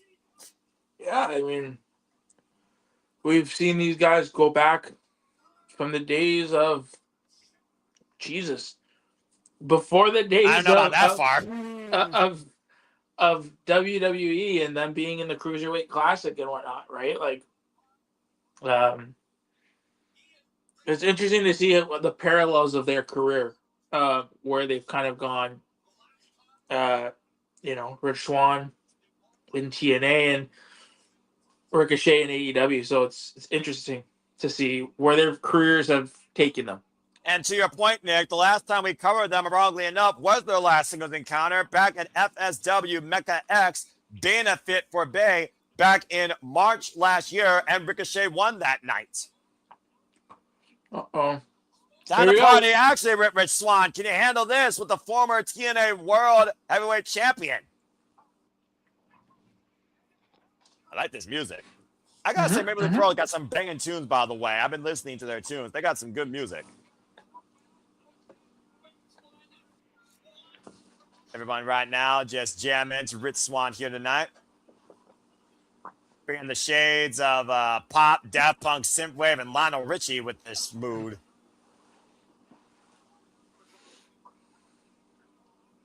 My dad was a DJ for R&B and Salgadori's radio station. This is a tune I can get behind.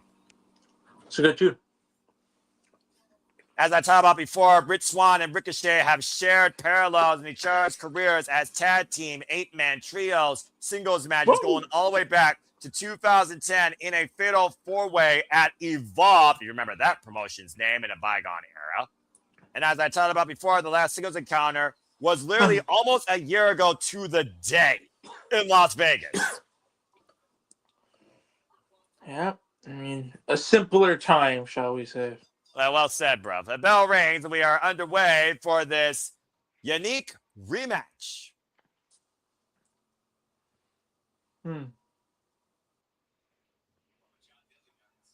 Yeah, see how these two measure each other out. The last time that Rich Swann beat Ricochet in one-on-one action. Rich Swann, of course, former TNA World Heavyweight Champion. Ricochet, as I talk about, former AEW National Champion.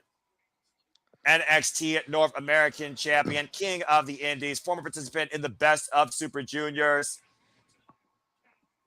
I don't believe, by the way, that Ricochet has lost to Rich Swann yet in singles action in their respective careers, because believe it or not, despite the fact they've met each other now over 74 different previous encounters, they've only had like literally a handful of singles matches. And I think Ricochet has won each and every one of them.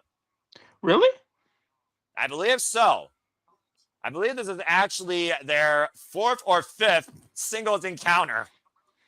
Okay.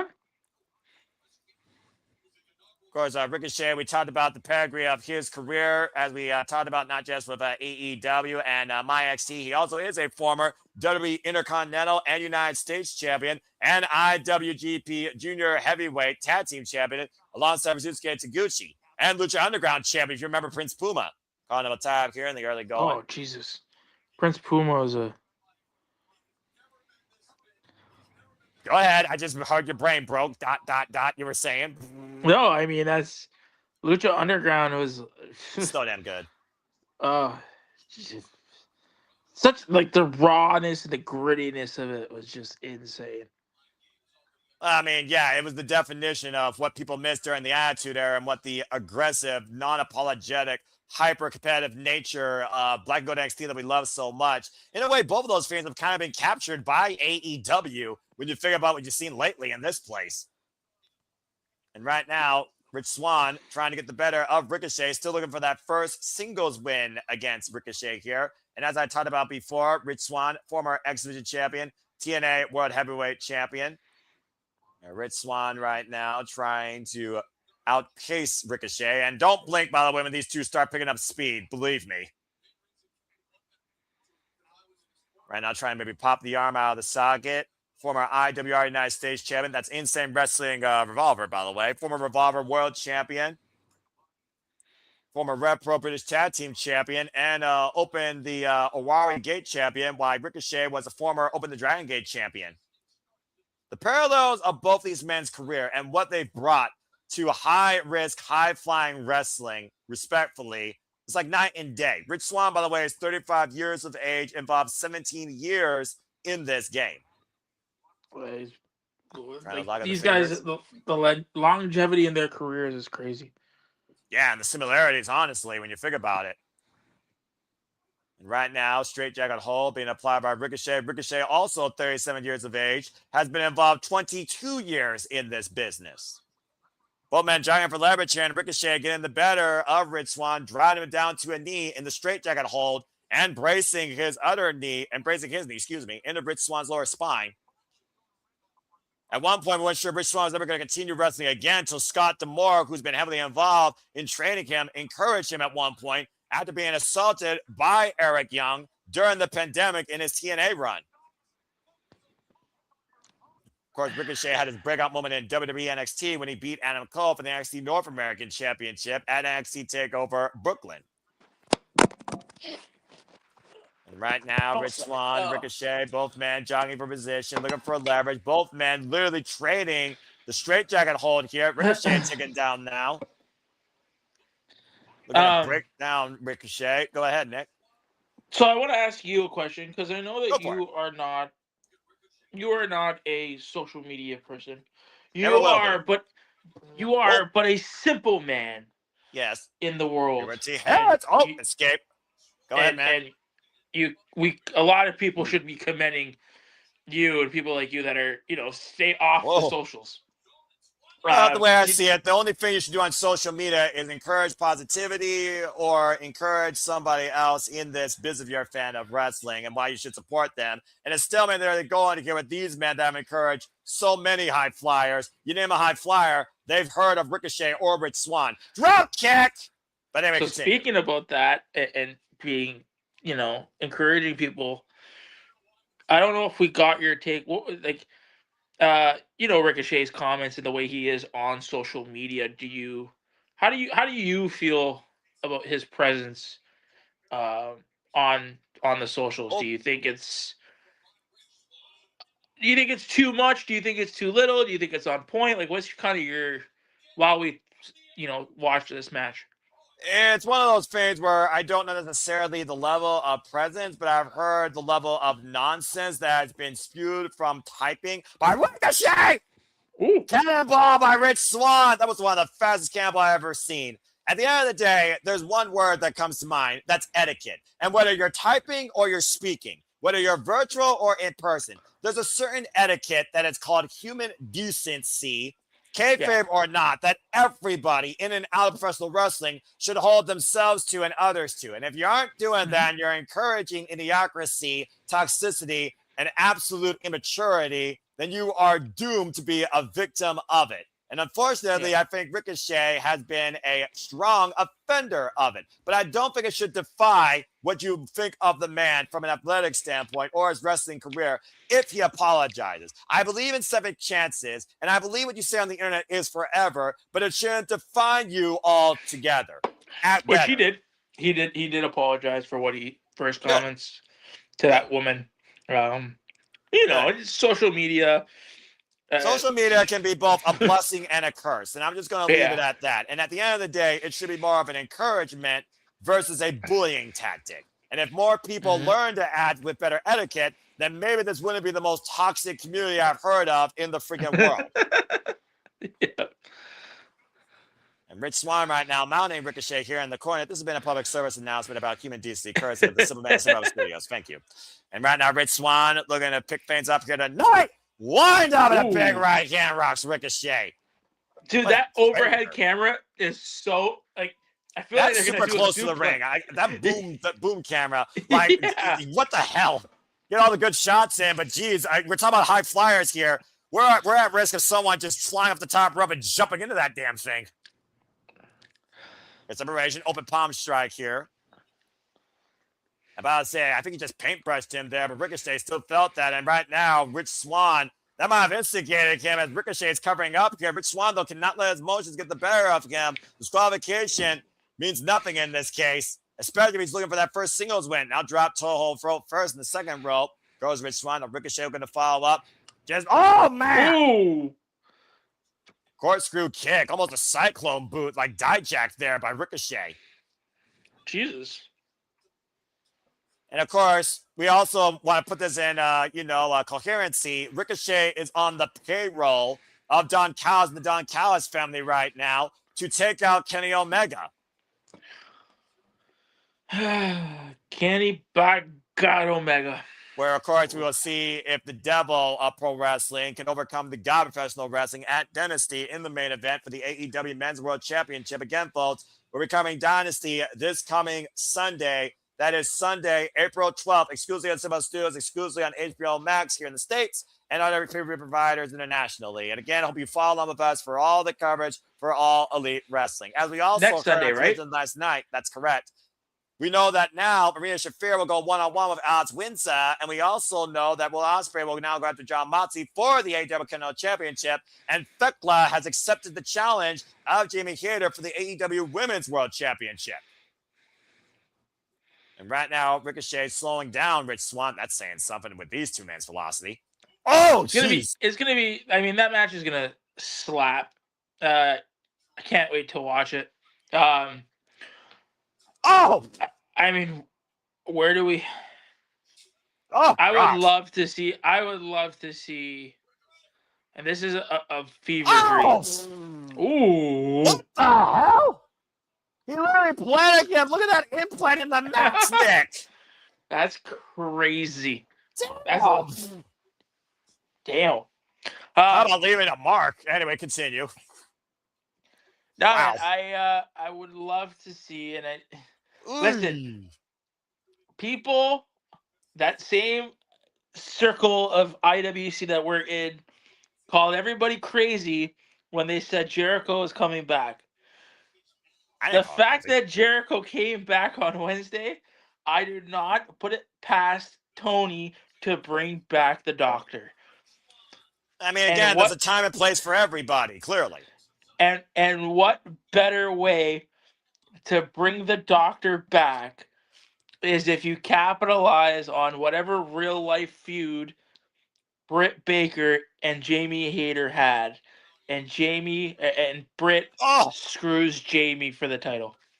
Well, I mean, at the end of the day, Dynamite DMD is one of the most notorious AEW Women's World Champions, beating Kushida for that title. And of course, the last time we saw her, she challenged for the TBS title. As you know, Will Nightingale is currently still our smiling face of TBS. And I would not rule out the DMD showing up in AEW or ROH, considering her history. Heck, I'm wondering if Britt Baker might one day challenge the Purrazzo for the Pure Championship at this point. Oh, man, a hard Irish whip, torso first, and the turnbuckles. And a vicious knife-edge chop by Ricochet, almost sending him up and over.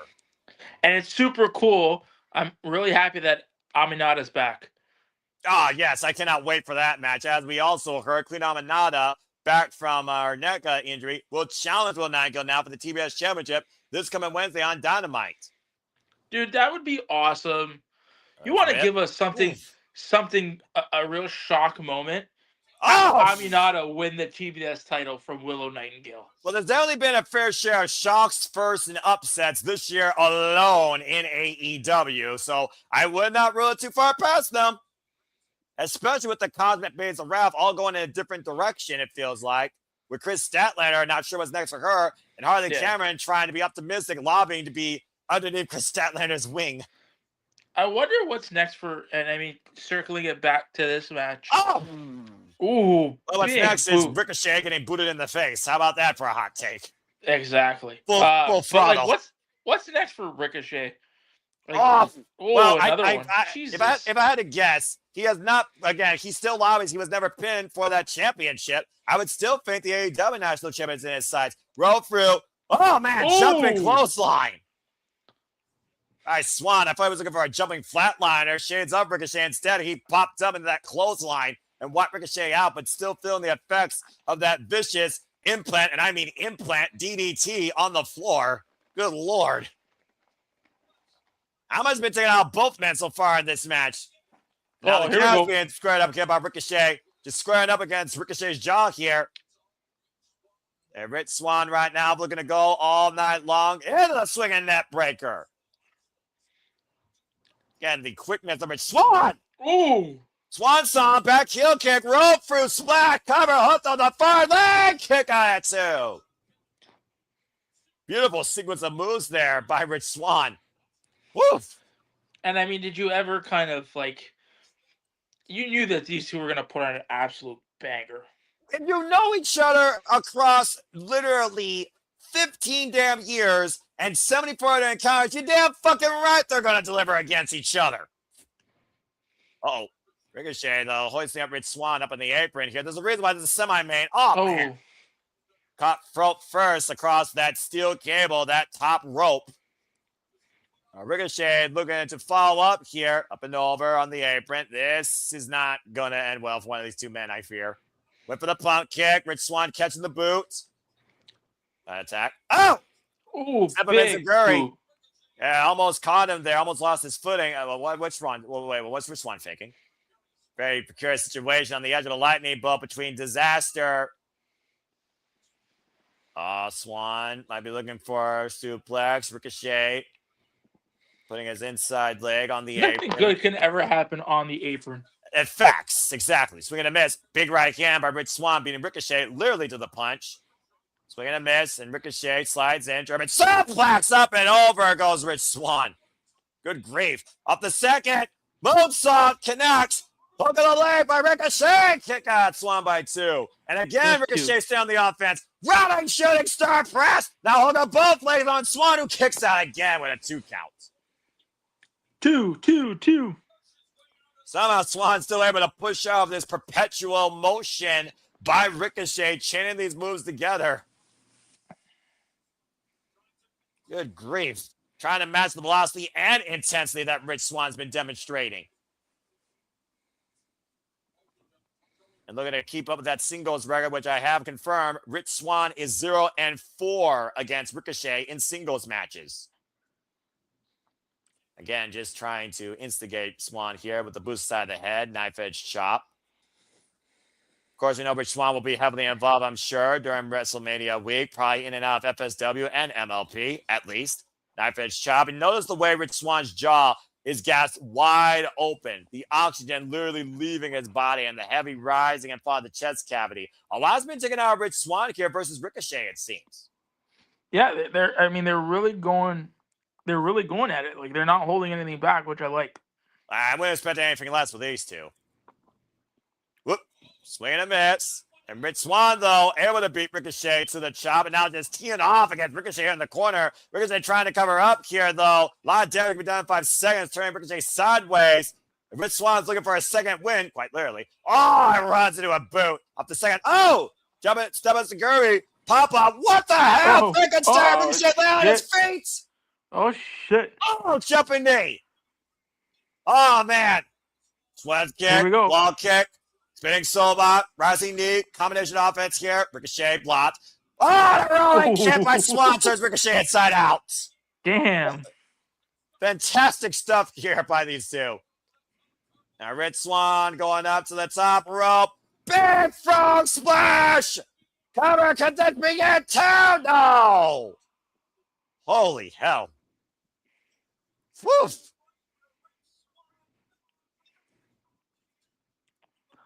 That was a great sequence.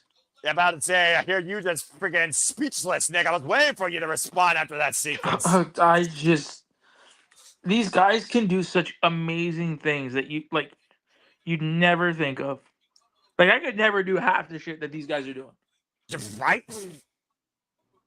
And we got the Best Super Juniors coming up, and you figure about the people from DDT, CMLL, AEW, and NJPW that have defined junior heavyweight wrestling, going all the way back to Amazing Red, Jushin Thunder Liger. Oh, God. Just a stiff kick to the chest. Hiromu Takahashi. Canadian greats, of course, that have defined the X division, division about no limits, such as P.D. Williams, Shane Douglas. And again, just another round kick to the chest, and Ricochet now asking for it from Rich Swann.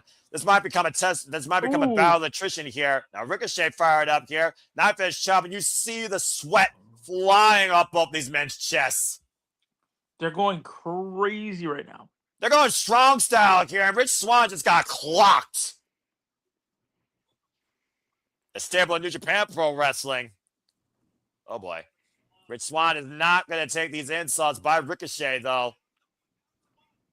And Rich Swann right now, the blood rushing here, the adrenaline pumping, and both these men exchanging here. Vicious forearm ranking exchange. Someone's got to give him what feels like a hockey fight. Wow. Ooh, big slaps, big slaps. We got a firefight here. Here we fucking go. Kingston gear, big right hand by Rich Swann. Another one connects. And Rich Swann following up. A referee thrown into the way. Come on. Oh, I caught a rolling elbow. And Ricochet with a combination now. Ferocious offense here. Northern Light suplex, fold over. Maintains the head control. Up and down. Swivels the hips.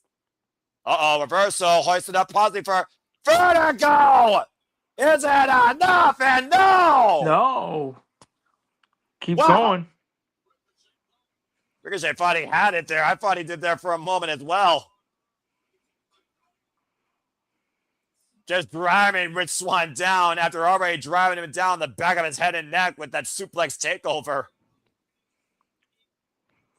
Crowd chant, this is awesome. First time we've heard that tonight here at Maple Leaf Pro Wrestling, Ring of Honor Global Wars, as Ricochet might be locked and loaded with the spirit gun. Yu Yu Hakusho represents. Slide, swing and a miss. Nope. Rich Swann, though, catching him. Poison Poison Rana. Rana.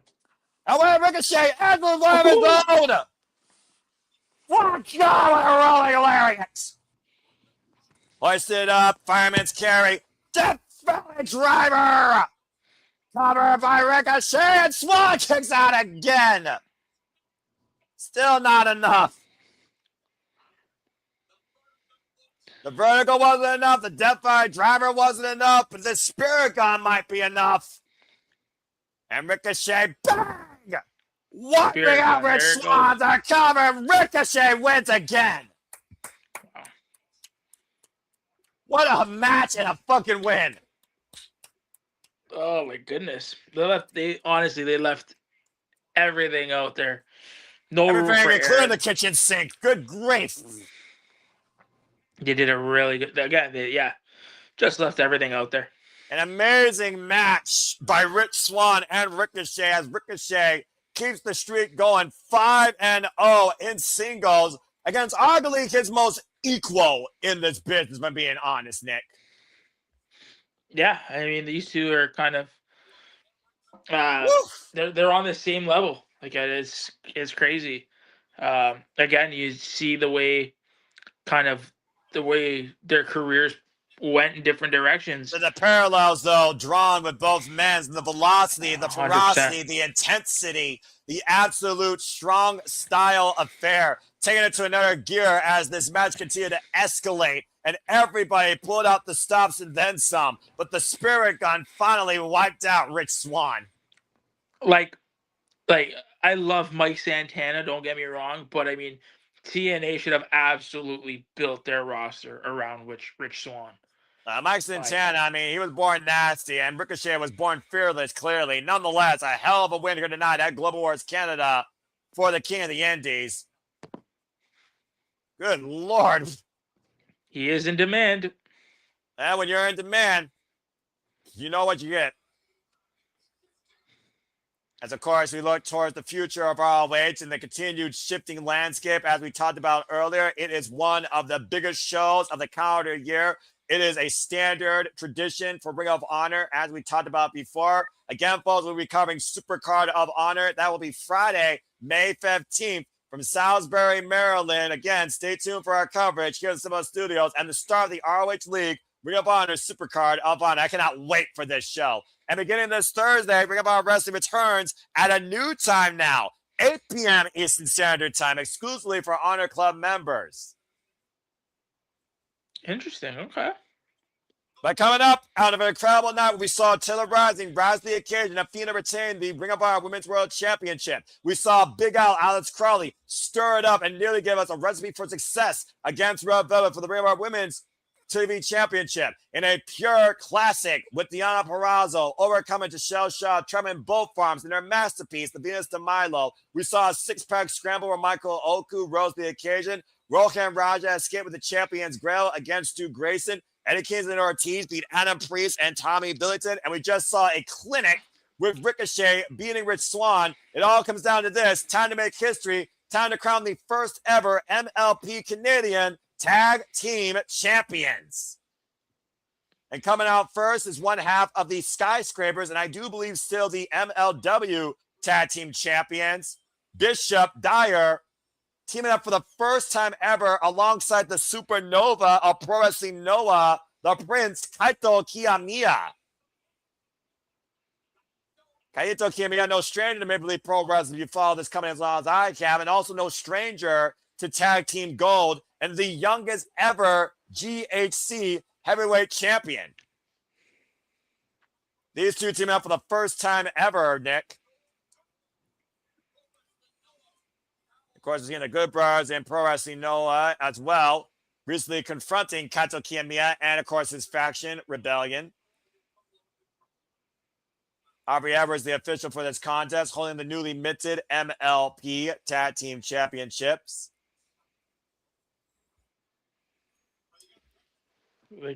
The Gates of Agony. Is that who you got your money on this match, Nick?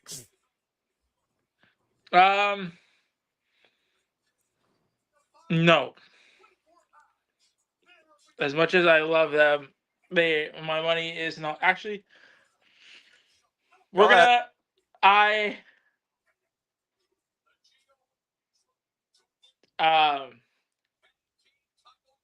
just gonna do this, and that's it. I'm about to say, that's too sweet. Well, I mean, again, the Good Brothers, they gotta be favorites here. Everywhere they've gone, they've been tag team champions. They are also the most established tag team across the entire field, whether it was Noah, WWE, NJPW, you name it, they've held gold there. TNA Impact Wrestling, you gotta consider the Good Brothers your first ballot picks. As soon as this match was announced, it's like, the Good Brothers are gonna win this. Let's see if I'm right. Although I am curious about this duel here.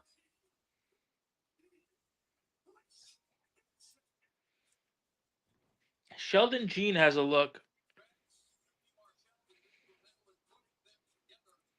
QT Micheal, who's played heavily involved. Sheldon Jean, who previously, of course, you might remember at one point was involved in TNA Wrestling.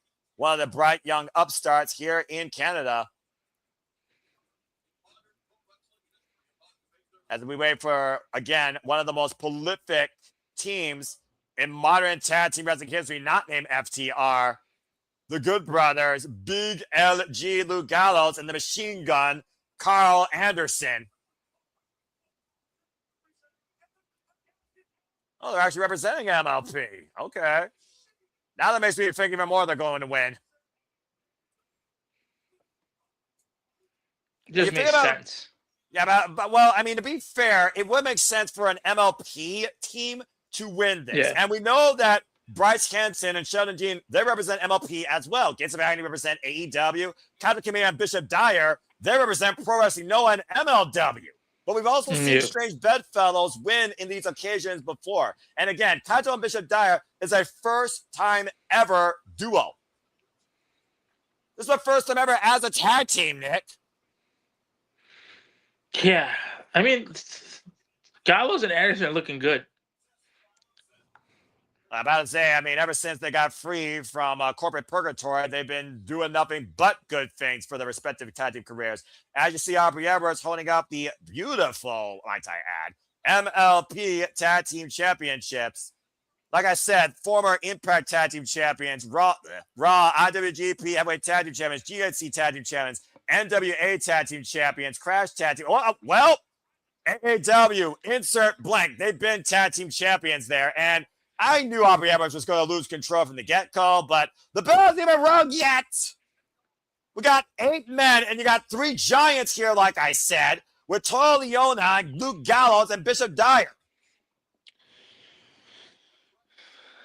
Yeah. Oh. About to say, your phone apparently couldn't take the chaos either. And right now, No. Bishop Dyer and Kaito KiyoMiya, I mean, I'm just calling it melee right now. Then again, this is Canada. You guys are known for your freaking fights. Oh, And that's what I'm gosh. saying. Like it's so tough for I'm about to say poor Aubrey. She's got her hands full with this. When this match does get established, I want to point out, by the way, this is a traditional tag team match. Only 2 men are legal at the same time, and you can tag out to anybody. it just sucks. Like I feel bad Oof. for Aubrey. She's got to deal with all this mayhem. Oh, well, I mean, this is what happens when you're an official in this business, and sometimes you just get these type of assignments. Not the first time she's dealt with this type of chaos. Oh, God! Sheldon G just got choke bombed on the apron by Leona. Look at Leona, by the way. Look at the size of that dude. Freaking bench press near 700 pounds, I've heard. That's insane itself. And, oh, man! Suplex on the outside by Bishop Khan, ROH Dojo alumni, might I add. Let's not forget, by the way, Bishop Khan and Leona are former Ring of Honor 6-man tag team champions alongside the Mogul Embassy. And Gals right now and Carlos and freaking Bishop Dyer. That just sounds like a tag team in itself right now with the bald heads. Imagine those two ever working together. Well, I guess I'm actually seeing it right now that I think about it. Yeah. Hard Irish whip. Oh, God. Damn. Hard Irish whip to turn those ring steps that literally got turned up and over. Chaos ensuing right now here at Global Boy. Oh, gosh. Sheldon G taking to the sky. Topic on Kilo by Carl Anderson. Kaito KiyoMiya with the plunger. I'll say Griffin's only one boom camera at ringside. Bell rings were officially underway as we got Carl Anderson and Kaito KiyoMiya picking up hostilities from Pro Wrestling Noah. If you've fought as long as I have. Good grief. The youngest GIC heavyweight champion ever, as I said, took that title off his mentor, the wrestling genius now retired, Keiji Muto. Man, look at the freaking firefight here happening right now with these forearms with the machine gun Carl Anderson and Kaito KiyoMiya caught in that running uppercut. Drop to a knee, the drop down. Again, a tag could happen at any time to anybody. Only 2 men at the same time. Back elbow, flashing elbow drop to Carl Anderson. And I can finally take a moment to breathe. I wish that, like, okay, Bishop Dyer and KiyoMiya, like, I get it. I kind of wish they had more actual tag teams in the match. Like what? No, like Dyer and KiyoMiya is not a real tag team, right? Well, yes, it's the first time ever met to team up. To your point, I do see what you mean. Right, and the other two guys, they seem like they're single stars, right?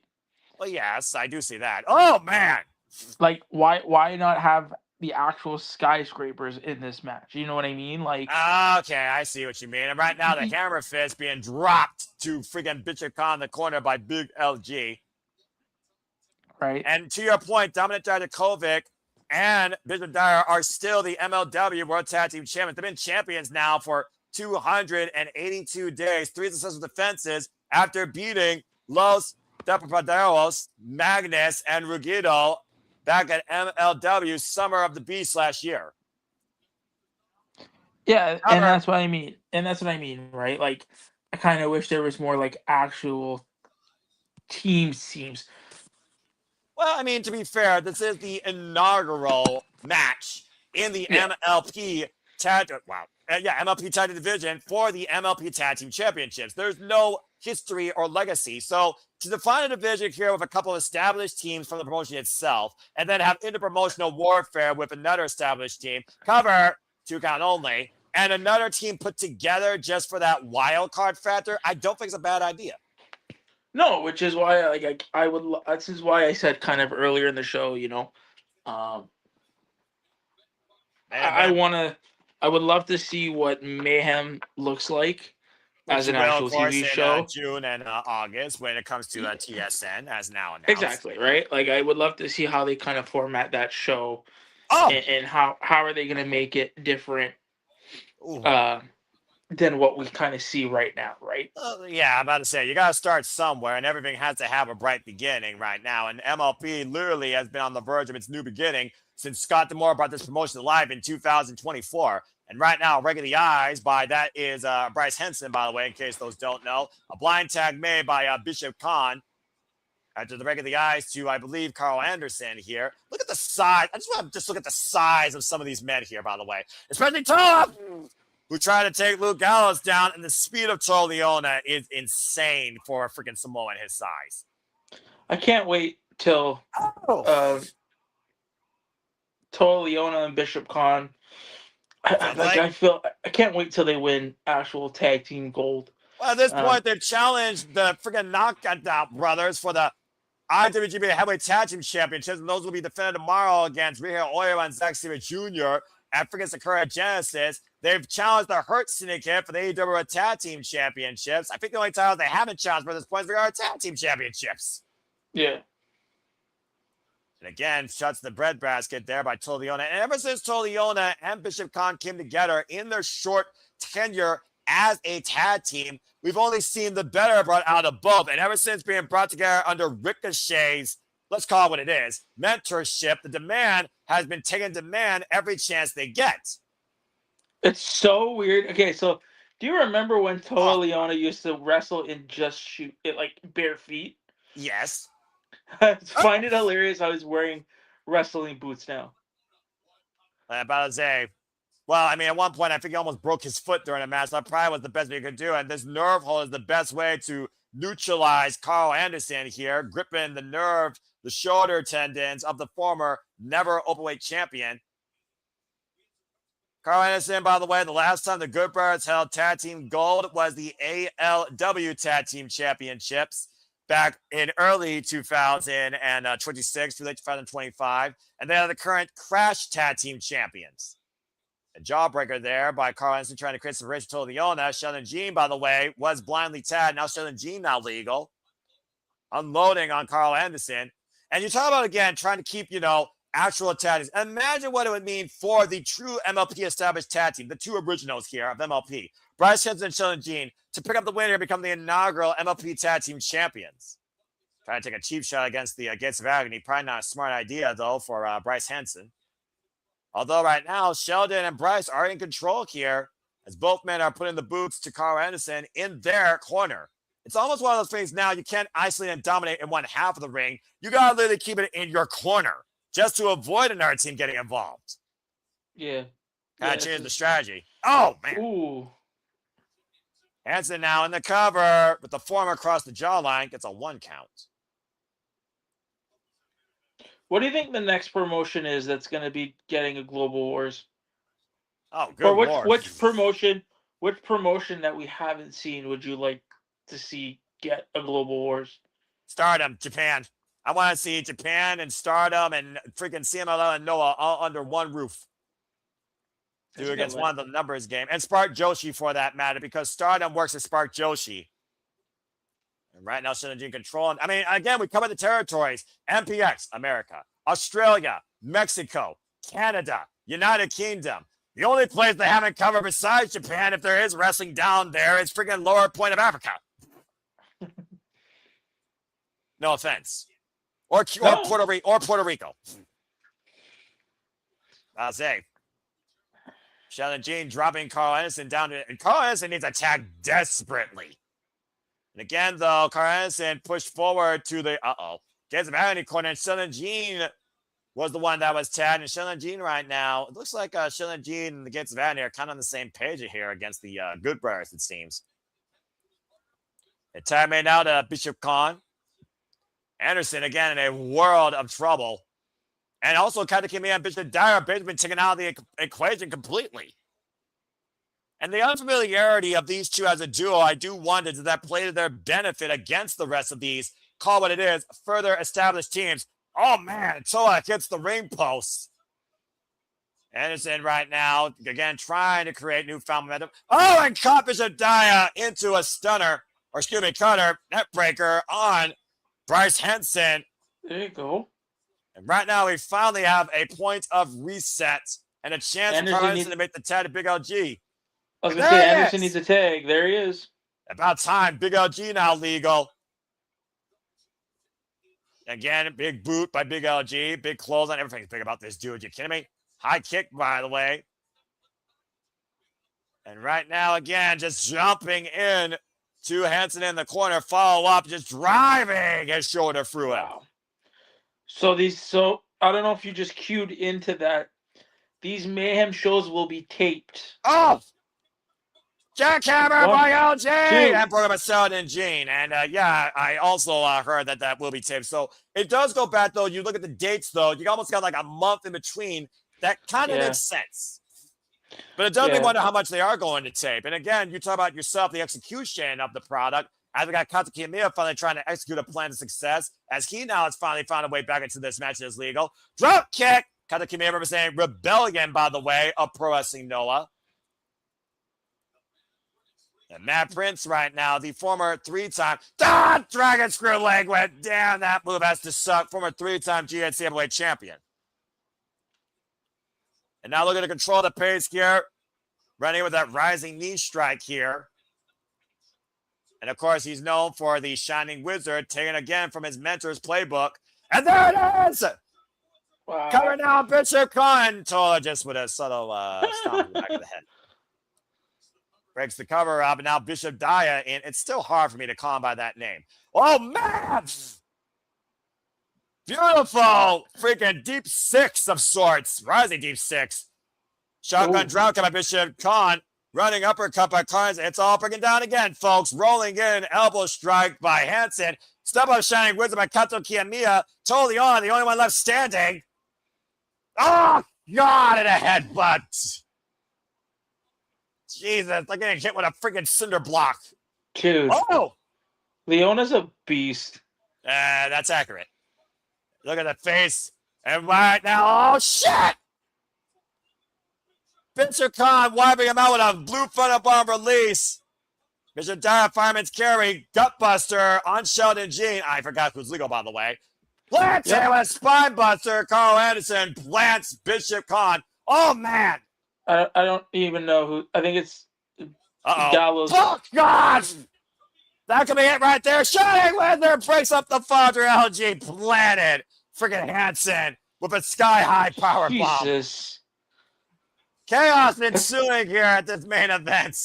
This is. I feel bad for Aubrey. Holy shit!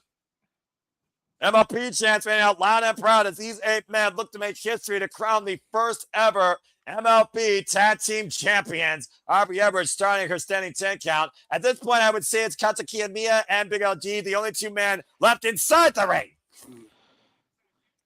Ooh. A sold-out crowd here tonight, standing room only at St. Clair. And KiyoMiya, push into the midsection of Bishop Dyer. Now up in the fireman's carry of Leona. Big LG, big uppercut, clocking Tola on the jaw. And are you kidding me? What the hell? Jesus. Samoa drop, faraway slam combination on Big LG and KiyoMiya by Leona. What the hell? Holy shit. Holy shit. And I might be accurate here. Sheldon Gene and Bryce Hanson take Leona out of the equation and driving him face first in the ring post. Smart move by this MLP duo. Now Bishop caught up and over the plunger. Ooh. The Pescado wiping him out on the outside. And now what? Oh, wait a minute. Watch the fire on your screen, Nick. Watch the fire on your screen. Those still ring steps. The step up, trip up, still wiping out. Sheldon Gene and Bryce Hanson to the outside. That could have been very bad, though. I was going to say, did he just like... Yeah, he tripped over the steel ring steps, Okay. but thankfully he didn't lose his footing and still wiped himself out and a team out in the process. We're now down to the Good Brothers and Bishop Dyer and KiyoMiya. I was oh no, miscommunication again. Jumping pump kick by Carl Anderson. Bishop Dyer hoisted up, and it might be the recipe for success. Magic Killer. Here we go. Here we go. 1, 2, 3. Good Brothers with the win. Making history as the first ever MLP Tag Team Champions and another Tag Team Championship accolade in their long, illustrious careers. Just another set of tag team titles to add to their collection, right? As the same formula, Nick. A Magic Killer, a 1, 2, 3, and just a 2 sweet. Yeah. It's just Two-time Oh, yeah. WWE Tag Team Champions, multiple-time IWGP Heavyweight Tag Team Champions, former Impact Tag Team Champions, and now the first ever MLP Tag Team Champions. The Good Brothers continue to hold down tag team wrestling. Yeah, and I mean, like you knew that was like they were the team, right? Like, Oh, no doubt. You can't make no doubt. yeah. Ooh. Oh my gosh. That was a frenzy, though, to the finish. What a friggin' phonetic pace. Yep. And I mean, like I said, you knew, yeah, with all the teams, and this is why I said, like, I kind of wish there was more like teams, other than GOA, because you kind of knew, like, without knowing. Right? It didn't take a. Continue your thought, dude. Continue your thought. Don't worry about that. Continue your Oh thought. no, sorry, no. I guess the event is restarting. That's why I was. Well, like, yeah, that's what they do during the thing. As officially, Global Wars has concluded. Peace may finally be restored in Canada as we finally finish this incredible show and bring you all into a bit of a post-show discussion. And first, let me just say again, incredible night once again for Ring of Honor on another Global Wars expedition. That was fucking great. Yeah, Anyway, was, honestly, go ahead, Nick. It was a good show. It was definitely a good show. Everybody, they really showed up. They really they put in the work, and it showed. Yeah, no kidding. Dadgum. All right. Again, the standouts. To get our breath. Oh yeah, and I mean, again, the standouts for me were, you know what? It were the talents that aren't signed to any deals. It was Taylor Isaac for, you know, how well she did in there. She held her own against a pro Athena. like Athena. Yeah. And Big O. the strength and the power and the athleticism and just the presence that Alice Crawley, Big Al, brought in her match. Oh yeah. Again, those two were my standouts. Everybody else, they did a great job. Like, it was a real solid show. Yeah, it was a real fun, dynamic show, and it was a great showcase. Multiple countries, multiple promotions, a great news for Maple Leaf Pro Wrestling. And honestly, it may not be the last time we cover Maple Leaf Pro Wrestling here, folks, if you continue to enjoy this like we did. It damn sure won't be the last time we cover Ring of Honor. As I talked about earlier, we now know Supercar of Honor comes next month. And of course, the coverage for the weekend continues. We'll see you all in a few hours when I cover Sakura Genesis live. That'll be around 2:30 a.m. Eastern Standard Time here at the Super Reliable Studios across, of course, my channel and Batty for Wrestling exclusively. Of course, our Batty friend, our Sneon Pro Wrestling friend. If you haven't subscribed to her today, don't be a dickhead. Subscribe today to Batty for Wrestling. Again, she is literally our other fellow Canadian friend and our Japanese pro wrestling lover and our little young punk. Always appreciate her, always. Of course, that will continue to ensue. Further shenanigans and coverage will conclude as tomorrow night we will stand and deliver with NXT one way or another. Should be a fun show. It's for free on YouTube. You can literally follow along with us, folks, if you choose. As we head closer to WrestleMania week, and of course, next week we'll be simply predicting and covering AEW Dynasty before the Superman's brand agenda continues forward with the WrestleMania week that's ahead, including Part Out Mania. Again, tickets are still available. Support Ed and San Antonio today. Follow on the X for more information. Support Title Match Network. Become a member today. We'll be covering all of this and so much more. Stay tuned for further details here at the Super Reliable Studios. We continue to bring you all the professional wrestling coverage we can. And again, if you enjoyed what you heard tonight and you want to follow along more with us, follow us today at SR Studio 2024 to keep up with all the updates for watch-alongs, interviews, shenanigans, and so much more. And again, I thank you all for tuning in to this coverage. So before we cut the feed, Nick, any closing thoughts? No, I mean, we've got a lot of stuff coming up. Stay tuned.